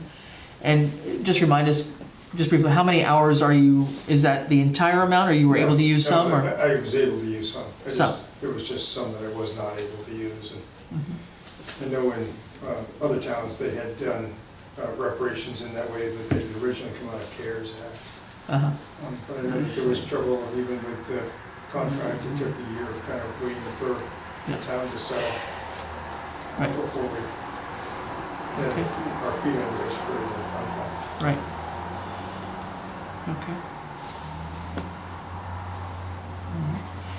If anyone has questions, otherwise, well, I think we'll just kind of keep on going down these and then we'll come back around. Okay. But if you have questions while John is here, so we don't have to make him sit through it all here, I think he's provided some vacation slips on the Yeah, back here. I guess my question would be to Ed is, Uh-huh. do you interpret this to be a contractual obligation? Yeah, honestly, I wasn't here when the contract was negotiated. Do you think this is a contractual obligation since a funding source has been identified or no? I do. Then, I was here when it was signed, and it was written in such a way that if funds were available, and we included it in there intentionally at the request, so I feel obligated to support it. so I think for that reason, we should just approve it, Okay. knock it off the list, and keep chugging along. Okay. So I'll make a motion to approve it as the belief and recommendation of the town administrator that it's a contractual obligation. 97/64/71. Correct. Yep. Okay. All right. I'll second that. Did you already second it? Joy I second. did. Joy did, okay. Yeah, okay. All those in favor? Aye. Aye. Aye. All right. So be it. Approved. Well, thank you all very much. Okay. Thank you very much. Thank you. Good night. Night. Night, night. Okay. We have the College Highway water main, or then we jump down to the admin category. What would Oh, you prefer? I'm happy to act on the water main right now, 10%, $180,000 spread over fiscal year 23 and 24, and I'll make that as a motion. I really thought about that. 10%. 10% of the total, of what they're asked. If there's more money left over, we can shift back to it later on. Uh-huh. Okay. I want to come back to it personally. That's I mean, if you recall, in Yeah, their I would- application, they had broken it out into different sections of town, 3 different stages, and I believe their first stage was something like 300,000, and that's what they were, I believe, And I what they were believe hoping to get. the alternative funding source for this is they have the bonding capacity to move forward with it. Right. They said, I'd be happy if you even fund 10%, is what they said. So far, we are up to committed funds of 289,733.94, just so people know. For, 289. Everything we've more than approved that. so far is No. 289. No. Because we did 106, we did we just did the school, we just did the premium Yeah, pay this- for. Yeah. 249 for Yeah, the school, 268. 268 for premium pay. Wait Yeah. a minute, wait a minute, wait a minute. Yeah, yeah. I've got You said 611,000. 279? We did the school at 268,000 and change. Okay, I'll go add it back up Yeah. again, never mind. Yeah. Yeah, these are. Okay. Okay. So, so the motion is 10% at the, 10% of their ask, uh-huh, so 180,000, but split over the 2 fiscal years. Because we're gonna run into a situation where we don't have any more money in '23, if we're front-loading everything. So so, 90,000, so over FY '22 and And '23. 23. no, we're in '22 right now, right? 23 and 24. So '23 and '24. Ah, okay. Yep. All right, I'll second that. And they can come back, is that the Oh, other? absolutely. This is just the And first they- round. And they also said they had 265,000 to contribute to this. Okay, what did they say, sorry, 100? They had 265, what? 1,000 to contribute to this, which brought, in addition to the 1.8 million, they were kicking in from some source 265,000. Okay. Okay, any There's further gonna be thoughts, over- discussion on that? Over a million. I would prefer to hold, I would just prefer to to hold. see if we You can even wanna give do, more money? if we can do the 10, I wanna see what else is coming forward. I mean, what, the rest, I wanna go through the list. Okay. Now, I just redid the numbers, and this is what 549, is that what, that sound more like it? 549, 104, I have 611. 611? Well, what's the total amount we have currently? 800? Okay. Oh, maybe that's where I'm including what we've already approved. Yeah. In No, the I'm past. including what we already approved in the past too. Oh, It's on- okay. It's on the list here. Yeah, the 9,000. Yep, I got 9,732, 26,448. Yep. Then I have 168, 289, 23, Yep. and then 268, 670, Okay, so you're 55. missing the second year, the encumbered funds at Norris, the Well, 81,000. okay, I didn't add that because So that- So that's it's where the our numbers 240, are off. it's the 240, it's the total. It's the that's the 240. difference then, okay. So So that's- you're, I'll just add the 81, 125. So that's there, and then the premium pay is there. That's the difference. I wasn't including that because we weren't gonna do it yet. We haven't got the funds yet. And then the 630, 232? Okay. COVID is there, the loss of time off. So, So yeah. can I let's- just ask, what was the total that was approved for Norris? Cumulative?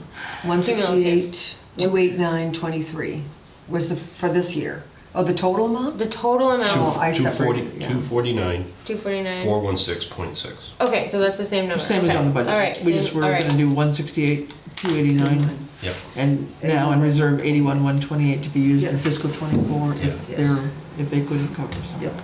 Okay, so you're waiting to hear back. So that's taken care of. So let's, So I'm fine, I'll retract my motion until we get through the rest of them. okay, Okay. let's come back to it then. The Hamden Pond Sewer Plan update, we had already approved. That's 12,800. That was done. All right, so now we're down to the 2 or 3 or 4 or 5 things. Employee identification credentialing Credentialing system, yeah. That's my request. And I'm why, assuming it's talk about That's- that, yeah. little badge cards, Correct. Mhm. Town seal, photograph. you know. I think that's a safety issue. Does that include a I don't get subscription to so- maintain the software associated with it on an annual basis? My memory is they don't nail you a software support, but when you go through your cards, your ink, Oh, you have to, okay. you're buying that again. Yep. How about the phone? That was already in the budget. Why the additional $2,022? What's that? No, the phones are not in the budget. Yeah, phones aren't in the budget. We're gonna buy these phones so we can do Oh, this. okay, okay. Yeah, these are not in the budget. apparently. Okay, Not all in right. too. So, So we've got, I mean, all of these, I mean, if you look at, I mean, just about anything left here is relatively high priority. So, yeah, I think so too. That's why I kept on Right. trying to get to it. so just my own personal Trying to take, go in I order. mean, I know. I think I have enough, I'm satisfied, and I'm just gonna run through this list. My employee ID card's okay, I know, the VoIP, I'm good. Town website redevelopment, so that number that's in there, is that to engage with somebody else? Yep. Or I think that's what's in there, there's already a vendor selected who has multiple communities within Massachusetts already? There hasn't been a vendor selected, it's kind of down to 2. Okay, I thought I saw something come through. There was one Well, I as attached. attached one that we have a Reference material. proposal from. Yeah. Okay, The other's in the same ballpark, however, it's interesting. One has a higher upfront conversion cost to it and a lower ongoing yearly support cost. And then the other one has a lower conversion cost, but a almost double yearly support cost to it. So, okay. And the intent would be, at the conclusion of this, would it be that department heads could self-manage their own page? Yes. For Certain things? probably 90% of it, correct, yes. Yep. Much more user-friendly, Yep. laid out differently, hopefully easier for residents and businesses or visitors to find the information. But yes, the intent would be that whether it's something in my pages or, Concom adding their own NOIs or, what have you, or things like that, that yes, the departments could access and update a good deal of their information, especially when it gets into the next couple of months, whether it's new members, chairs, vice chairs, officers, things like that. Whichever one you end up going with, they're going to be compatible or support, what is it, our calendar system for meetings and all that? Well, Or is it going to replace them? Or you haven't gotten that far? 6 of one, half a Yeah. dozen of the other. There is a possibility to do something different than And mytown.gov. I kind of like doing something different myself, only because of the fact that for whatever reason, I don't know what, and it could have been the website in that, the my town government piece, something started failing and meetings started getting doubled up and different things, and wrong dates and whatever. So we actually took that calendar system off the website. I'm going to ask if E360 has something like that. What, for scheduling? Yeah. I mean, Not that I've it's all seen. web-based, but I don't know if it's web-based. Yeah, maybe not. I'd be surprised. Well, actually, one of the two companies that's a finalist tried to sell us their equivalent to eCode 360. I see, okay. They And didn't do the then the research. question is here, that the cost would be recurring. You checked yes. Yes, all of these have yearly support costs to them. And do we know what that is? Yes, we do. Is it equal to or less than what we're paying now? It's better be. But we're not paying any Not support paying costs. anything now. Well, any, We're paying $180 a month for 2 hours a Well, month or that's something. the minimum. Yeah, I mean, Yeah. it's just, Okay. And, yeah, if we Limited use hours. them for over 2 hours, it's another $90 an hour, so. yeah. With one of them, I would say yes. It will be less than what we're paying currently for a year of service. But the other one, I would say no. Yeah. And it's still up for grabs. We've had presentations by 2 companies at the tech committee. Yeah. And the one that was in the proposal is the one that's been doing it for all sorts of towns. Yeah. The other one that came to us has done more with schools, but has branched out into municipalities now and actually gave, I think, what most people thought was a more creative approach, not just sort of, Yeah, the tech Stodgy stuff. committee likes the second one better because the one that does most of the municipalities uses this program called Drupal, which none of the techies are real hot on. yeah. However, I pointed out at the last meeting, and they got my point, is, okay, could you live with Drupal when the yearly support costs are half of what the other companies are? Right, and then my concern would be is that we have to make sure we have a product that our employees, department heads can use. Yeah. And they're not gonna be lost in it, and B, Yeah. that the public can easily, quickly navigate, Yeah. get their answer and get out. No. And maybe both of them. yeah, And no, I mean, either that's either one gotta of be the these, I goal. would say yes to Yeah. that. Got to be the goal. I mean, both, more user-friendly, searchable words, just getting, just laid out so it's more logical and you're not going through 10 pages to find something that's really buried where it doesn't belong, kind of. Yeah, and if you were the way I looked at this is, what's the conversion cost plus what's 1 year of support costs? And when you look at it that way, just covering the upfront and 1 year of support, the two would be very close to being the same dollar amount, just Okay. because of that difference in the conversion. But after that going on, like I said, company number 2 is almost double. Yeah. on a yearly basis. Can you get all 3 of these accomplished within the next fiscal year? The website, once we make the decision, if we have the money, once we make the decision, we'll have a new website up and running within 5 to 6 months. Yeah. Okay. And the IDs? Yeah, I Oh do. God, the IDs we could have going probably in And the 45 days, 45 to 60 days. And the VoIP? The VoIP has already been ordered, we're just going through the configuration. And it's just, So you ordered without a funding source? Yeah, it was in the budget. I mean, I believe actually that was one of those pre-approved Yeah, I know. select board yeah, there was some technology stuff in there. programs. but- And are you pretty comfortable with this 15,125 on the website, even though we don't know exactly the cost from the second bidder? I mean, do you want to? The second bidder should be probably just a little bit under that. Yeah, okay. So And you're, I still haven't been able to, this is what frustrates me a little bit with the second company, is he keeps telling me what our average, or what their average yearly support costs are. And not necessarily, and of course, that could be that people that pick up their website, pick up a couple of other programs that go with it that we aren't gonna pick up, so it could be less than that, So, I think it's the worst case scenario for company number 2.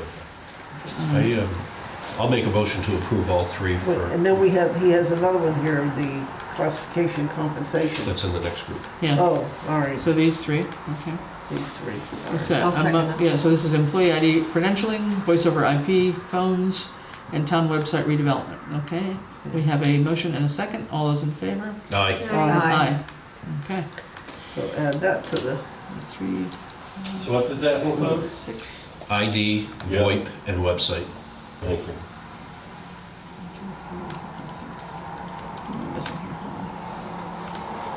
Okay.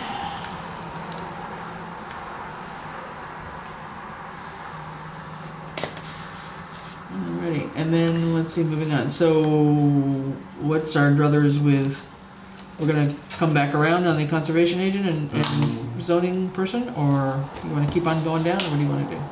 We already I thought we approved approved those. We did. We approved those. First, they were the first one, things we approved. And that they could come back. We did have them in, I'm sorry. Yeah. They can come back, you know, if the 19, if they're gonna do an employee and they're gonna do an Oh, adjustment. that's right, I'm sorry, yeah, okay. I had my notes a little bit confused there. I have 650, 658, 49. Okay, and then I'm gonna see what we got here.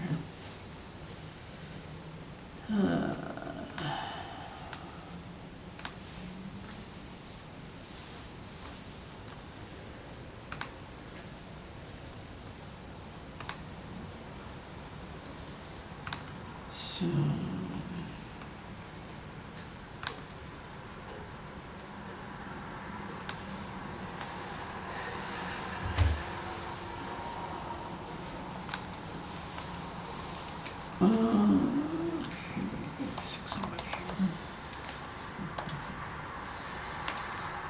All right, so a couple more that we have in here.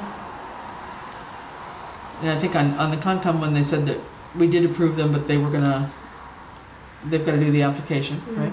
Okay. And then tell us how they want to pursue that further. The technical support, $300, one had already been approved. Yeah. So we have the MVP grant match and the classification plan. Remind me what that is, the MVP? The multiple municipal vulnerability plan update, which is the culvert assessment that Randall's put in a grant for. I was thinking multiple vehicle plan. I wish, yeah. Now, this is the other MVP, among many other MVPs. So this is a proposal that was put in for a grant of about $106,000 from the State Energy and Environmental Affairs Office for a townwide culvert assessment. And this would be the match. We need a 25% match, and therefore the total project value is like $140,000. And 106, I believe, is from the grant, and 35 would be from the town. And this is a federal grant, and we had verified that we can use federal funds for this.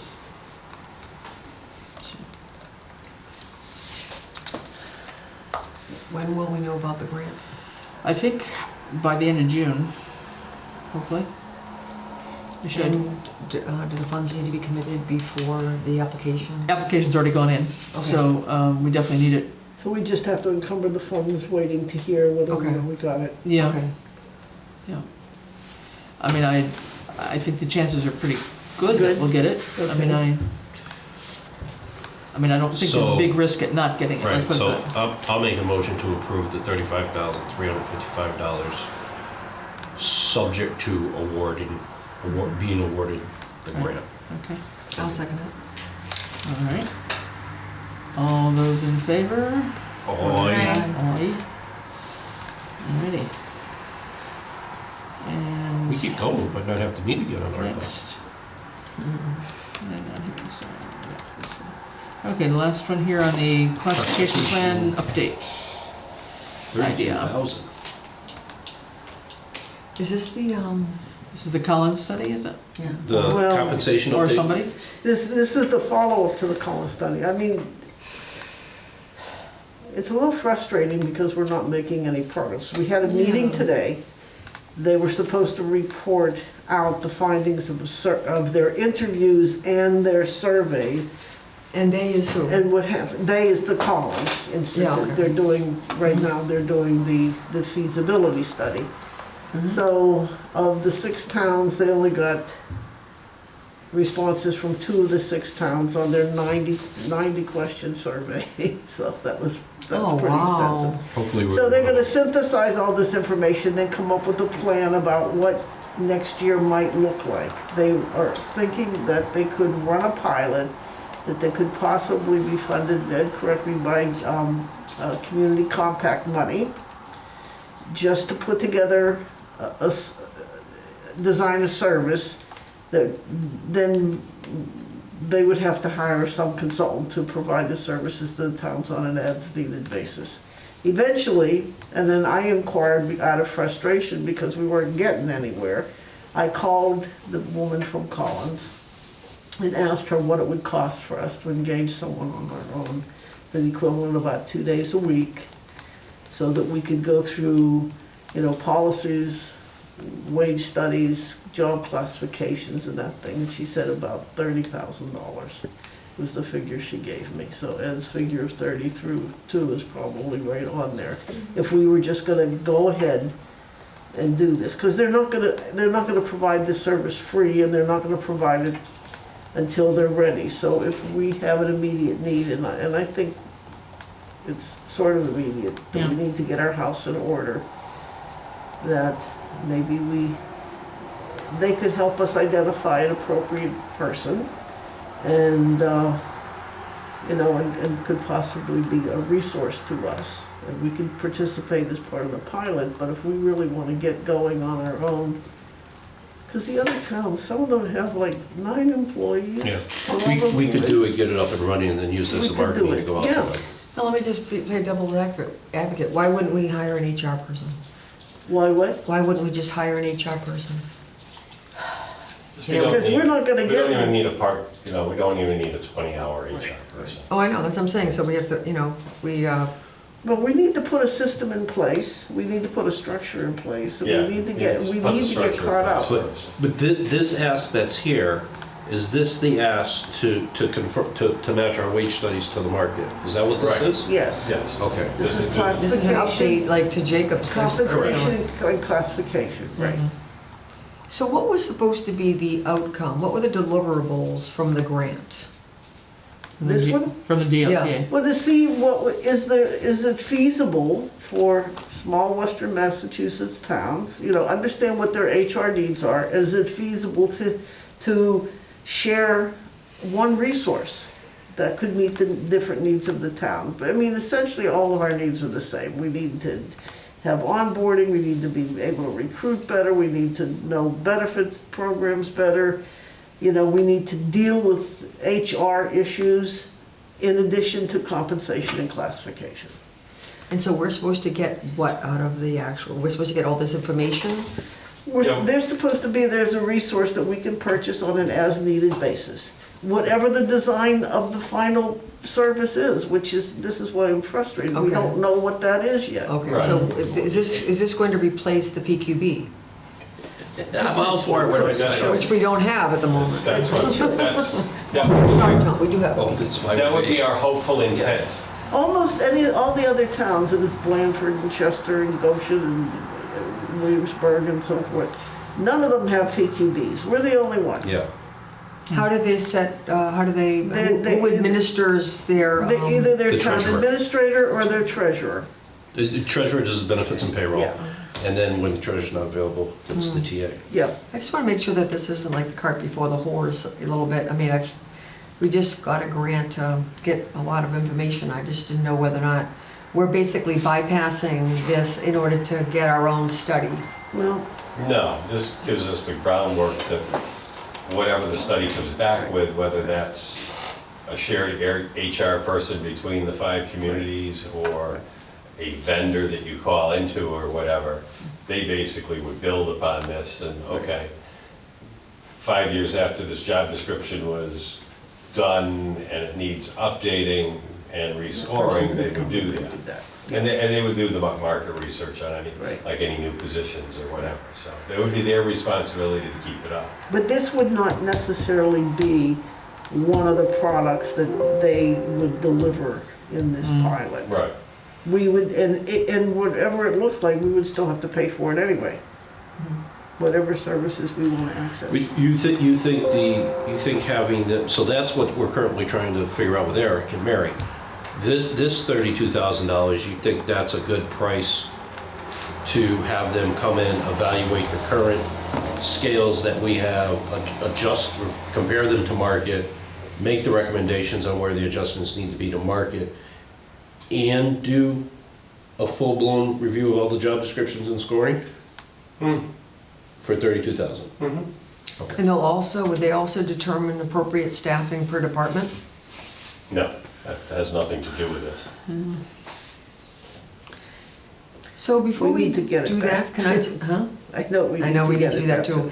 So I have that, can we just review, I think it was 800 and something thousand we had? Yeah. Yeah, and we also had said on the ARPA applications that the deadline was, at least, even though we're gonna review them on a rolling basis, we did say June 1 as a deadline.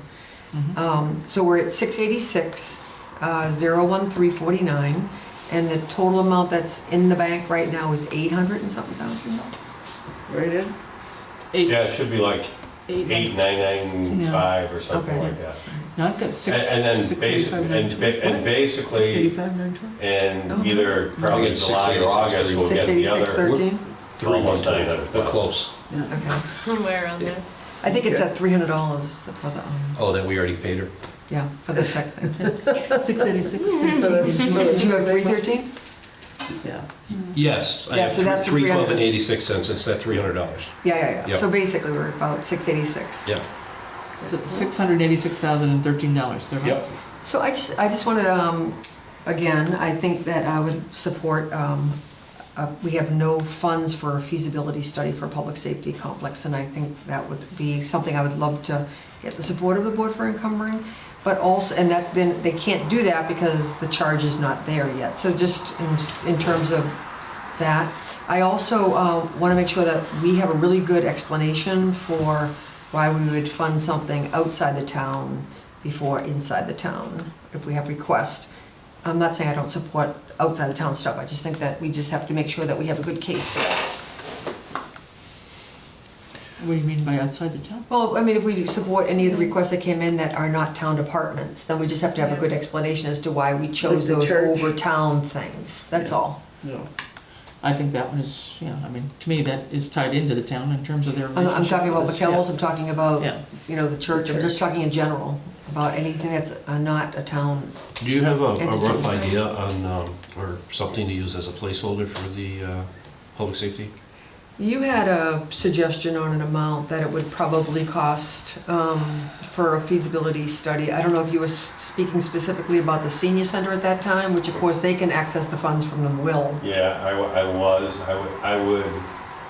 and this would be a rather broad range, I'd say 50 to 100 for the public safety complex. Yeah. And zoom in on 50 to 75. I had heard like 75 Yeah. For It public all safety. depends on for feasibility, yeah. what you put into that scope Yeah, of work and right. Yeah. responsibilities. I mean, what did we pay for the one that we got before? That was this Yeah, no. mega buck, proposal. I mean, Yeah. It preceded me. I think both think committees, 35 sticks in both my feasibility committees are moving along very well.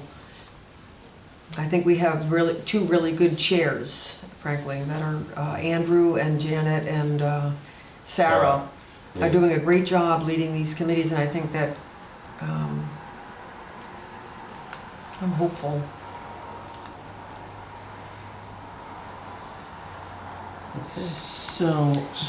So that, are we, So what do we go with the? I lost track if I think we we're in went through all of agreement. them. We've No, gone through yeah, but it, yeah. are we taking any action So what are we on doing with the the compensation? compensation study?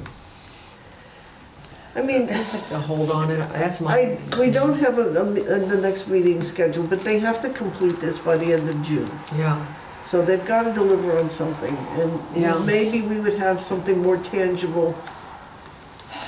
But I don't get the impression that, it's necessarily going to be free, and that they're really going to focus on compensation and classification. I think they're looking more to the To HR create an a la carte. generalist. Yeah. I support it in theory, I just would, that would just be one I might want to just wait on until we see what Until there's they an come up with. application. Okay. and- Then, well, What they come up with is going to be totally different from the classification and yeah, I don't compensation think plan. they're gonna get there. We definitely need that. Yeah. And we need the other stuff they're gonna offer too.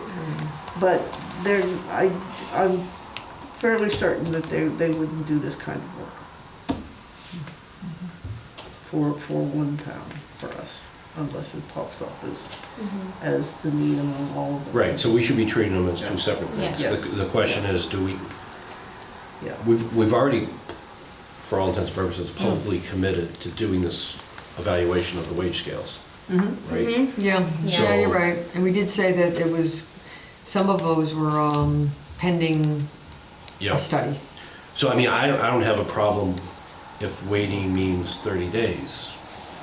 You know, we get through the budget and everything else we have to do, but I certainly would like, I don't think this study is going to take more than 5 months to complete. Yeah. Right? So I definitely want this product back a good month in advance of when we start the next budget cycle, which in theory is 6 months away. Yeah. So, Well, folks feel like, I mean, I can certainly support it. If you, If we think we're gonna get something out of it, Yeah. really Yeah. serious that will guide us, or, I mean, We did the best we could with what we had this year. and I think we made a lot of progress. Yeah. But we also But referred we- to a right. future, We Yeah, we did. compensation plan. That Right. we'll do better because we'll have that plan. Right. all right, I'll make a motion. Is that, somebody already make a motion then? I'll make a motion to approve the 32,000 classification plan update. I'll second. okay, there's a motion and a second. All those in favor? All right. Aye. I'll say aye. Not excited about it, because I just don't think we're gonna get much of anything out of it, but. My experience with the Collins Center is nothing but positive. You know, in terms of anything they've ever delivered on, it's been very positive. So, So that, I mean, well, this really So who will wipes, this be- wipes out lots of who stuff. will be but- leading the charge on that? Will that be the treasurer with Ed? Will that be No, the QB? board assigned it to the TA. Yeah, that's me. Okay. A lot of the questions, though, they had on the survey had to do with benefits, and that would go to the treasurer I for the most part. can't believe the questions they have on that survey. I know. I can understand why only 2 communities have I didn't completed and sent it back, so. I didn't see it until today, I have 15 because they didn't approved so send far. it to us, for and it was 700. Well, I sent it to me, and I was gonna send it on to you, 718, to see what you thought, 'cause I thought it was like We got some numbers. one of those 8 or 10 questions. No, we And match. I went down and said, 717. I go, I'm not bothering Francine and John on that. It was, yeah, I'm gonna go over them. when she said 90 questions survey. 9,732, 26,448, Okay. and then hold. 268, Reconciling here. 275.5. Wait a minute, where'd you get the 268? That's the premium pay. Well, did you get the Norris School? Okay, North School's 240, No, I have two separate ones. 249. Well, you're at 416. 717, so you're Yeah. not too far off. Yeah, 249, 416, 60. premium pay is 268, 670, 55. And then Chief Workman is 9,764, 71. 64. And 1280, 12,800 already That approved. was in there, yeah. And then And 30, then all of those under administration and conservation. 3279. 73,828. And then the three of those, something. What did So you I get? can, well, 718, but I can, what I did is I took yours and I broke them into what fiscal year, Oh. and then I have the dates and approved with the columns over here. So I can just send you Yeah, this that'd be workbook. fine. That'd be fine. Okay, so we're somewhere in that 717,000 range. We got 800 in the bank. Yeah, and we have That's good. lots of things that we haven't dealt with, and the big uncle in the room is the water issue at 180,000.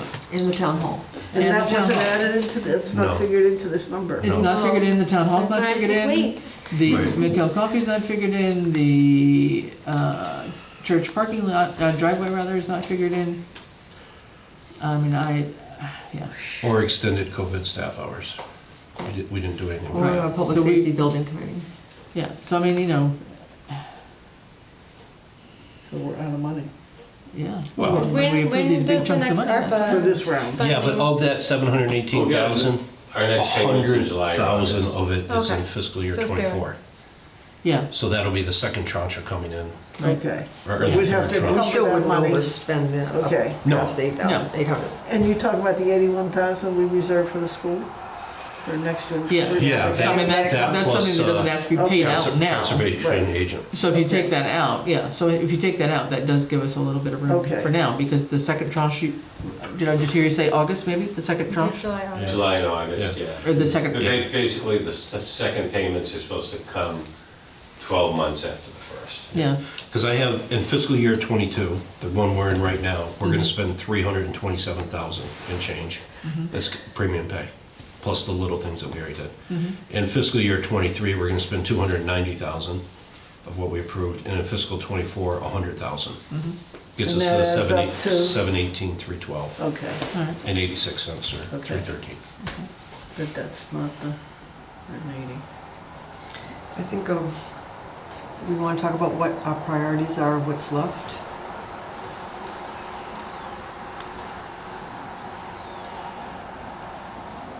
I guess it's just as far as, I do see, you know, I see the feasibility study, as a one-time cost for the Capitol buildings. So I think if we can fit that in with ARPA, we should. I mean, there's others that haven't come in yet, I'm What sure, too. category would come under, huh? I don't know, I mean, there's others I'm sure that are out there that haven't come in either, too, so I mean, we've got, True. you know, we're looking at just what we have in-house, so the, The Park yeah, Commission has asked me if I thought that the 30 or 32,000 for filling the cracks and the tennis Tennis courts courts. would fit ARPA or Yeah. not. I still haven't quite figured that one out. So. Infrastructure. yeah, I mean, honestly, if If you, they were doing new courts, I'd probably say yes. No, You know, it's just the fact that it's new asphalt. Or repairing It's new the asphalt that's town coming hall. down.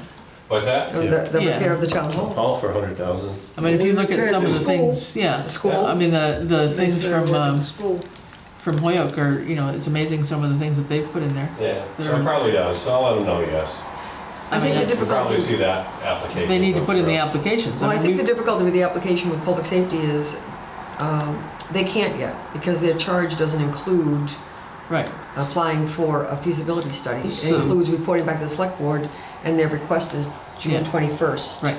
So they would probably be in the second round anyway, of the money coming in, right? Open Space has an application going around in regards to their pollinator garden. That is, I I think. thought that was around- CPC. I thought See, they, they can't fund it. CPC won't. Really? They won't fund it, yeah, and I think the amount's around 10,000. So they just need to approve it, but they sent out a draft of it this week. I mean, if you really want to open the floodgates, when you report out on, whoever reports out on this on Tuesday night, just say, yeah, we filled all the requests that we had, with what we thought, and we still have money left over. Come on down. I don't think that's quite true. I don't think that's quite true. I lost this thing I had, anyway. There was the, I believe in the email I sent around, there was the treasury thing to see which category that would go in, but I think, you know, we'll. Oh, that's the I'll other, do the put a financial order on this. software. Yeah, that's the one that's Right. not on here. That's what I was gonna ask. So that's that's, a high priority for me yeah, too. Under the IT.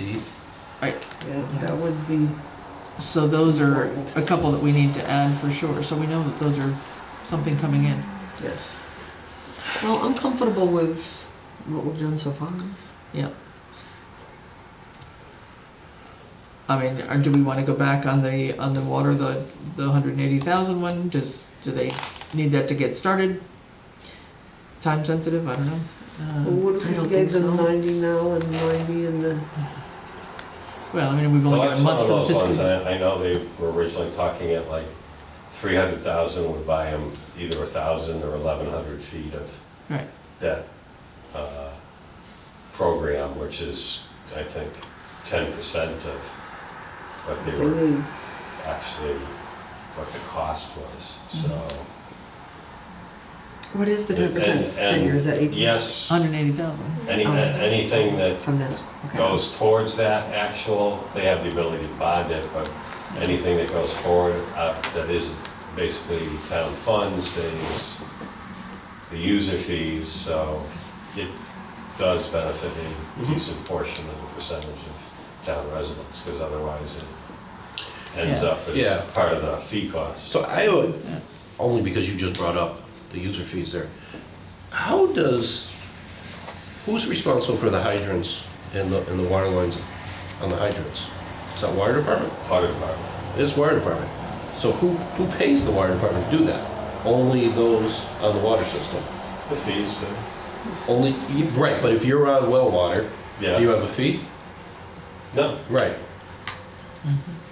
So those on the town water are subsidizing all the wells to have fire hydrants in service. Well, if they are hooked up to a well, yes. Right, because there's no fee there, right? So it goes both ways. So then I change it.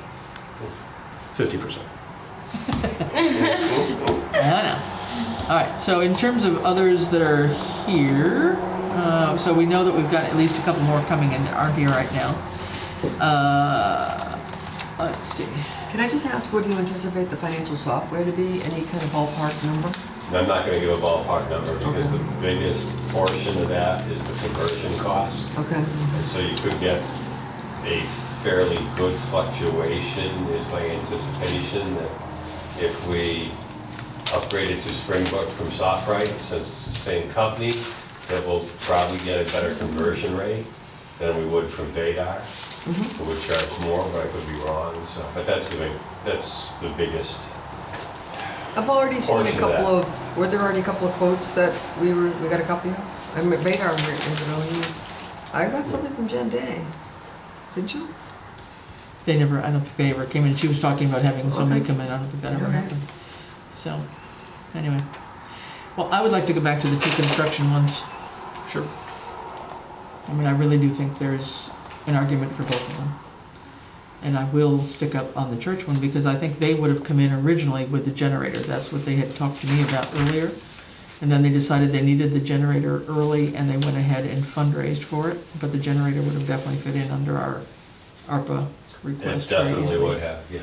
It definitely would have. So they went ahead and fundraised for a generator because they needed it for their pantry, for all the frozen foods and stuff that they keep there for the community cupboard. And so this was their second project that came up in lieu of that.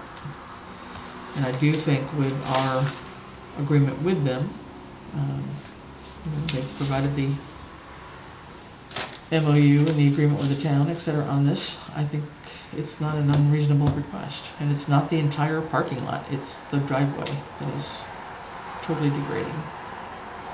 So that's that one. And then the town hall one is obviously another situation that's just How often in the falling last apart. 10 years has the town exercised its option to utilize the parking lot? The parking lot? I don't know. I mean, there used to be, I think there used to be fire department drills and things over there. It's, you know, on their Thursday nights, sometimes they were over there. I don't know that they do that very much anymore. I think it's somewhat unofficial. I know a lot of people park there on, for example, Memorial Day. Yeah. And I think that it's probably more unofficial than an official sort of contacting them and asking permission. Yeah. Yeah, I mean, the biggest thing right now is people probably at the going into the pantry, the community cupboard. I mean, that's you know, the service it's providing to the town in that regard. And also the town, I'm looking at their application. Use the facilities in case of emergencies and disasters, including parking lot as a staging area. I mean, that was negotiated with the EMD, probably Charlie, I guess, at the time. Yep. Yeah. Because there was no other staging area, no other cooling and heating center around. And then we've got the agreement with the highway department to plow the parking lot. Just that in my time here, I don't ever recall utilizing their parking lot for any of those uses. Well, my only thing is, if I had to pick between the two, I would prioritize the old town hall just because that is a town building. But also, are there any significant safety concerns with the driveway or the town hall that we should be aware of in considering either of these requests? I think both of them have some safety issues. I mean, there's some pieces of the building at the wooden areas right around the police department entrance to their building, these, what are they called, the dentals over there, some of them are sort of a makeshift ones and they kind of fall off periodically, so those things are in disrepair for sure. And the parking lot, just right at Route 10 as you go up to the church is the 2 or 3 big potholes. And so I think, it's not a community building, I get it, but they actually rent out the building to a variety of community groups. They make use of it for the scouts and for, various other committees when they ask for it. I don't see that as, separate from the town. I think they're trying to be a service to the town and provide whatever they can to anybody that's asking for it. Let's say if we, for example, if we decide to support the Old Town Hall, that's 100,000.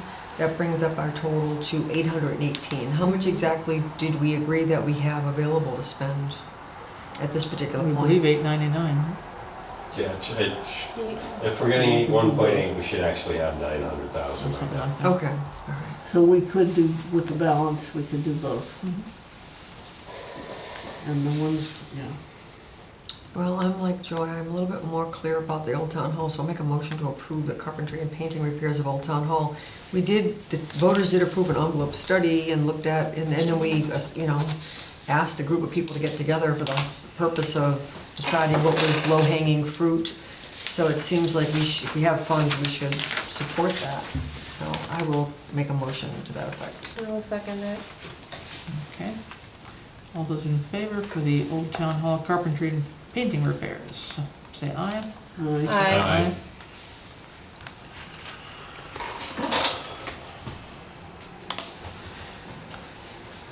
So I haven't been over there, but I can picture it as I drive by. You pull in the driveway, it's got that little triangle spot, and you go up, and then you got the cupboard here. Yeah, Is that still the driveway? And then the parking lots are off? No, they're really just talking that whole entryway right up to the front door of the church, I think. Up to, not over toward the cupboard. For $22,000? Look at the quote, it was attached to it. Did they just get one quote? No, That was, okay, yeah. I didn't No. think so. That was the cheapest one. I think they said they got no, 5. they went and, they They did got about a 5 lot, quotes. yeah. They've done some due diligence. I'm gonna stick up for them on that. I understand people's comments, but. Paving isn't cheap. Exactly. So. Well, the biggest service that they provide on an ongoing basis is the food Yeah. pantry. No, I Yeah. agree. Yeah, so they attached the quote here from True Heart Supply. Yeah.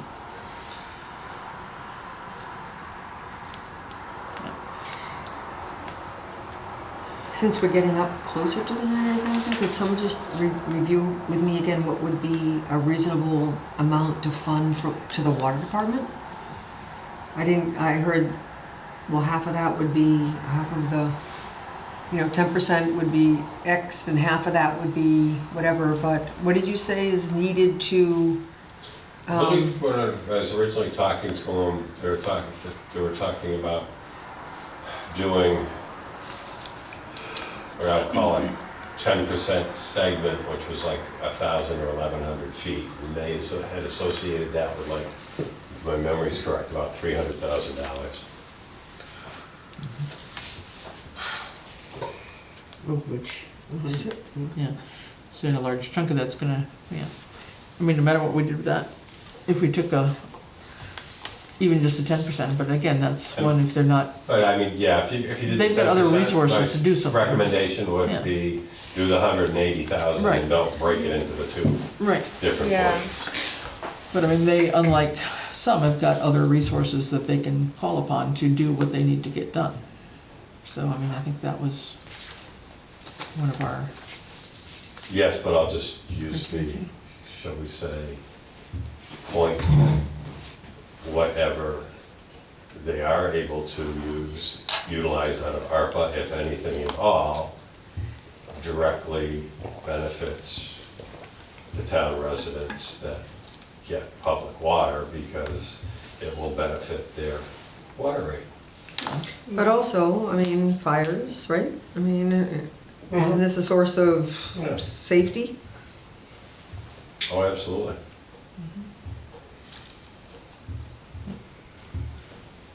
So I don't believe the balance would allow an 880,000 unless we're shifting over 81 off to a later, payment for the school.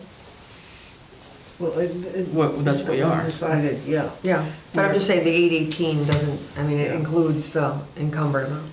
Okay.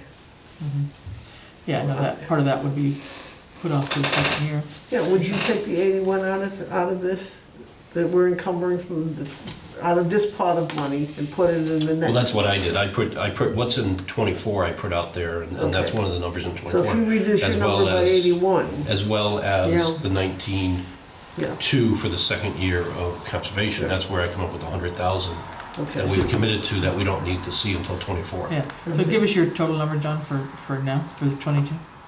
22 and 23. For money I guess. that would be 22, spent yeah. now, 22. or. All right, so with the 100,000 in there for, that we just did, Mhm.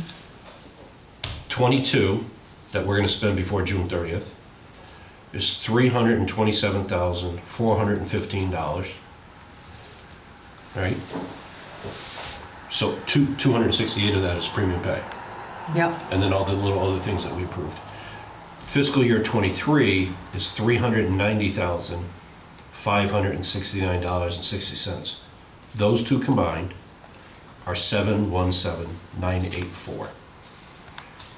And then that saves $100,328 for 24, which is Concom second year, and, Conservation Agent second year, and the schools. No school for the second year.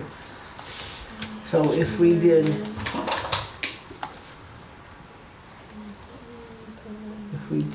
Old Town Hall and the 180,000? church. Would that work? Old Town Hall's in here. Okay, so Old Town Hall, so That's if already we in did here, so half if you of, did, yeah. half of the 180 and, Which is why I was thinking dividing up water into 23 and 24. See, I look at it totally different. We got half the money in fiscal year 22. We're getting the second half in fiscal year 24. But we have until 24 to spend it. You have halfway through 24 to spend it. Yeah. So I look at it, in 23, we've got $1.8 million. So there would be room to fund 180,000? Yeah, because they're not gonna spend it till 23 anyway, Yeah, yeah. if they spend it. And even, 23. even with the contractor, honestly, on the contractor, as we were talking about, the contractor on the Old Town Hall, right, that's not gonna be obligated before June. Yeah. okay.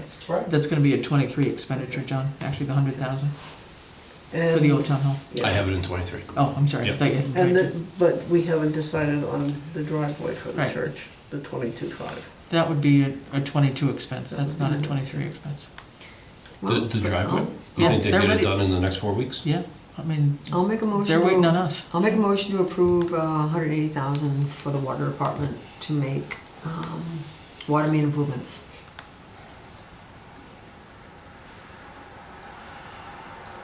All right. Do we have a second? Well, I'll say that's my 10%. Yeah. Okay, and that would be for fiscal '23. Mhm. Okay. So that goes over that column. Okay, all those in favor? Aye. Aye. Aye. And then come back to the church. That would be fiscal year 22. So, yeah, and That would be I was taking one, since somebody mentioned, so the quote is 6,000 square feet of asphalt driveway / parking replacement. Remove existing 6,000 square feet of asphalt driving parking area. Now, just for number sequence, if you want to get into this, one parking space is 180 square feet. And so I'm thinking 6,000 is, I don't know, but 6,000 square feet? it's 6,000 square feet of asphalt, blah, blah. Check gravel, the 2-inch It's compact. a 20-foot wide by 300-foot long. Yeah, So that's your driveway going up. That's the driveway. 300, okay. It's not. All right. It's not a parking lot, All it's right. the driveway. Parking lot And- itself is a install- good A 20-foot wide, it's Yeah. about a third of a football field. Yeah. Yeah. I mean, look at As far as the, width wise. we did the cemetery sidewalk up here for 900 feet. It was $126,000. But that was also prevailing wages and, True, Right. but I mean, I'm just saying that the pavement is not gonna be cheap, no matter what. And they did go out and try to get, 5 different quotes, and they gave us the cheapest quote. So, I mean, I don't know what to tell you besides that. no, I just want to make sure Yeah. that if we're saying we're voting to approve the driveway only, that I also think for our final report that we issue, that we say, it says driveway repair. Yeah, So it's for 22,000 to repair a driveway? No, it's driveway replacement and restructure. We need to make it sound meatier. yeah, Well, repaving. it says replacement. No, I'm talking about on our sheet that Yes, we're, okay. Yeah. what we're gonna release to the public and It what was we just did with all this the money. title of the way it was Okay. put in, yeah. Okay, well, that's Okay. true. So it's, whatever, removal and repair, I don't know. Removal and replacement, I don't know what you want to call it. They called it driveway repair, but it's a bit more than repair, yeah, that's true. So, Asphalt removal and paving. there we go. Personally, I think my preference would be to wait until after the June 1st deadline that we had given on the application for the rest of them, only because my priority would be committing funds for financial software and feasibility study and to see what else comes in from the town. Mhm. But But I think we do have room there still, though. I think we're not up there yet, right? If we approve that 22,500, then and assuming that our total award is 1.8 million, but I think Yeah. that's rounding, that leaves us 780,000, 779,000. So we're over 50%? We've committed to over 50%? Oh, yeah. Yeah. Yeah, that would bring us to $1 million, With the, approving the parking lot. oh, Because we just approved 180,000 for water. Mm-hmm. We added 180 in for water, and now we're adding 22, so that's really 200,000 that Yeah, we that just makes added. sense. okay, but some of them, yeah, okay. But some of Correct, them, like- spread, will yeah. be spread. Yeah, because some of them Spread out. won't be Yes. done, like I Yeah. said, some of them won't be done in this fiscal, so a lot of these are really gonna be in, Next year. Yes. I mean, taking place, even though it's this year's money, but taking place, yeah. So what we Okay. told people that applied is the town of Southampton will receive approximately 1.8 million ARPA funds. All funds need to be expended or obligated, blah, blah, blah. And then it said submissions must be submitted on this application and are due by 5/1/22, but applications will start being reviewed and awarded at the discretion of the select board starting on 4/1/22. A second round of applications and funding may be available starting on 6/1/22. Right, yeah. But I would just put forth that this is an application that was one of the first ones in. It was actually one of the first ones in because the Board of Health ones came before us in person and we approved them on the spot without even an application. We approved the presentation because of the emergency for the vaccine clinics and whatever else. Right. So this was actually the very first application that came in March. So they just want our answer because they've been holding off on the contractor, obviously. So Is there a motion? I'd like to make a motion to approve it. I'll second it. Okay. All those in favor? Aye. Aye. Any opposed? Nay. Okay. I'm not opposed to it. I just would like to see what the town departments propose before the end of, by June 1st. Okay. Fair. And I think people have had it out there, they know the deadlines, so hopefully they will get some. in. Yeah, normally I would agree with you, but we didn't put in the application that we were gonna prioritize Yeah. town applications. What's that? We didn't put in this application that we were Yeah. going to prioritize town, applications from the town, or Right. involving the town. It was Right. very But- general. Right, but the And funding so- of this is at discretion of the select board. Yeah, absolutely. Right, exactly. All right, so at this point, we've pretty much gone through the list with the exception of the small business one and the, both the extended hours. There's two parts of the extended hours for BOH, right? Yeah. The January to June part and then the future part for FY '23. And we're gonna get asking clarity for on the those. January to June. And the Right. total on those two is somewhere, I forget, the second one was around 4,000 something? I didn't write the one, Right. 44.97, I think, something like that. I forgot, I didn't put it in my chart. Okay. So anyway, it's around, altogether, that's another 7,800 or thereabouts, maybe 7,900. on that one. So there's around 30, say there's around 32, 33,000 on, 47, 49, 68. okay, 47, 49. 47, 49? 47, 49, 68. 68. Wait, what? $4,749.68. All right, It was in the letter. that's what happens. 4750, we rounded. Yeah, mine is rounding it all by itself. Yeah. Yeah, okay. All right, so, well, I think we've done what we can do tonight, maybe. And you want to do this first. But I think this has been good. I mean, It is. it's, you know, I think we've got some interesting, I'm the one that put it up Request? first, only because Chris said this was supposed to be an ARPA meeting. well, it was, because I thought we were It gonna, shouldn't take us long to finalize the budget, so I well, put the which it ARPA did, first. which it didn't, so, Well, we got a lot done tonight. yeah. We did. talked her out of it. No, and We we got an needed to awful get the lot budget done done. tonight. I was optimistic earlier that we would have had the budget nailed down last meeting, which we didn't, so my bad on that one. But I think this is, you know, it's a good process. So I think, John, I will gladly take your spreadsheet because mine is now a mess.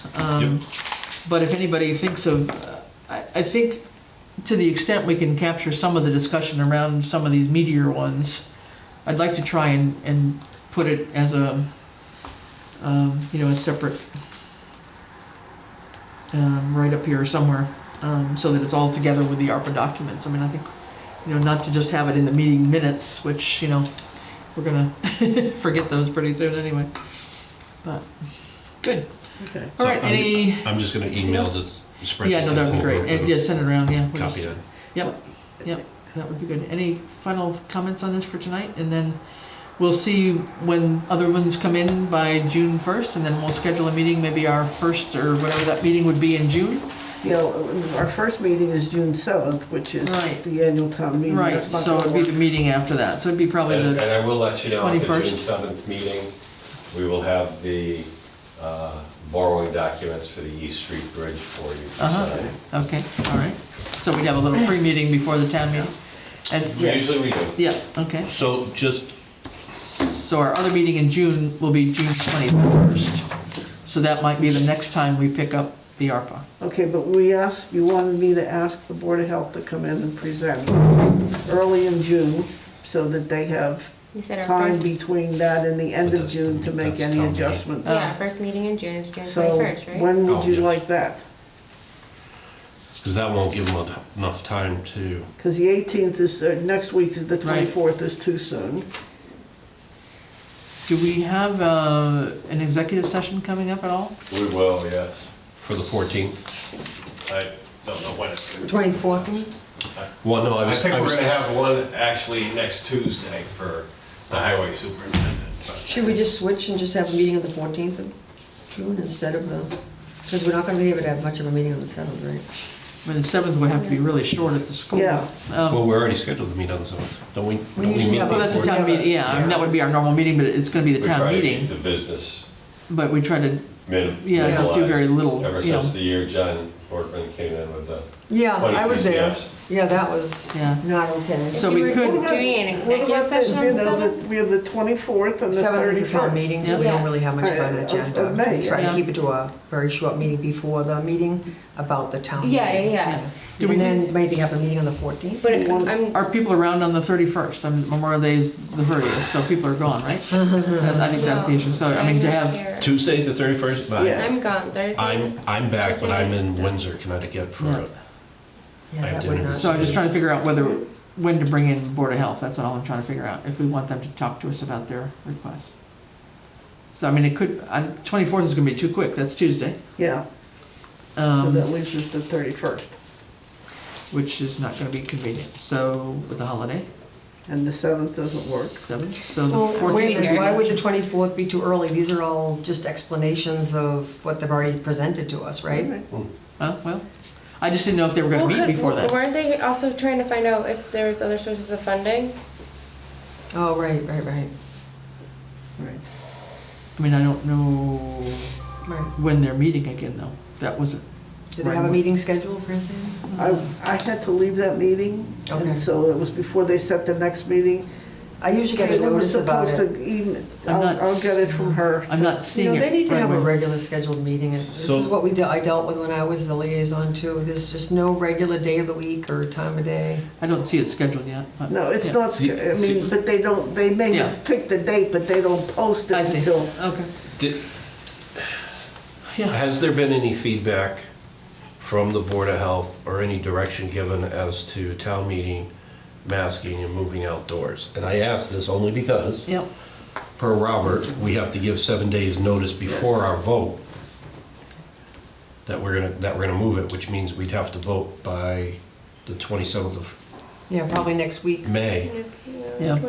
I mean, so far no, you've been talking to Jerry, Ed, but so far we haven't had any change of not No, doing it they indoors. have not made any recommendations at all for They haven't met. anything as far as, requiring masking Yeah. or anything like that. I mean, we've got on the door, we've got what is it, the masking recommended or something on the door Yeah. here, but that's about the extent of it, so. So at this point, we're assuming that we're still gonna meet at Norris. Yes, we are. All right, so I guess that's the fourth. we can see if they would like to come in on the 24th, then we'll have them, Jerry or Kate, whomever, come in and give us a 15-minute spiel at the beginning about, On the 24th. I mean, if you think they're able to do that on the 24th, I don't know exactly I'm the extent of ready. what. Give them the option. Yeah, so give them, Here's what you need to do. yeah.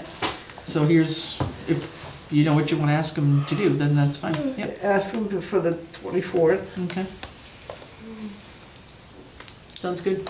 to explain. And Okay, then we keep the regular schedule we'll then? keep our regular schedule, so So we'll have 21? Yeah. There'll be a select board meeting? 7th town meeting, 14th, sorry, 7th and, And then, yes, 20th, and then no, 21? not the 14th, maybe, 14th might be, unless we need an executive, that could be a possible executive, but the 21st would be our regular scheduled meeting, so 7 and 21 Okay. for June. Right, okay. Any other business that we can't wait on? If not, could we have a motion to adjourn? So moved. Second. All in favor? Aye. All right, we are adjourned at 10 PM. Thank you, everybody. I think this Government meeting is brought to you by Eastworks and our local cable subscribers.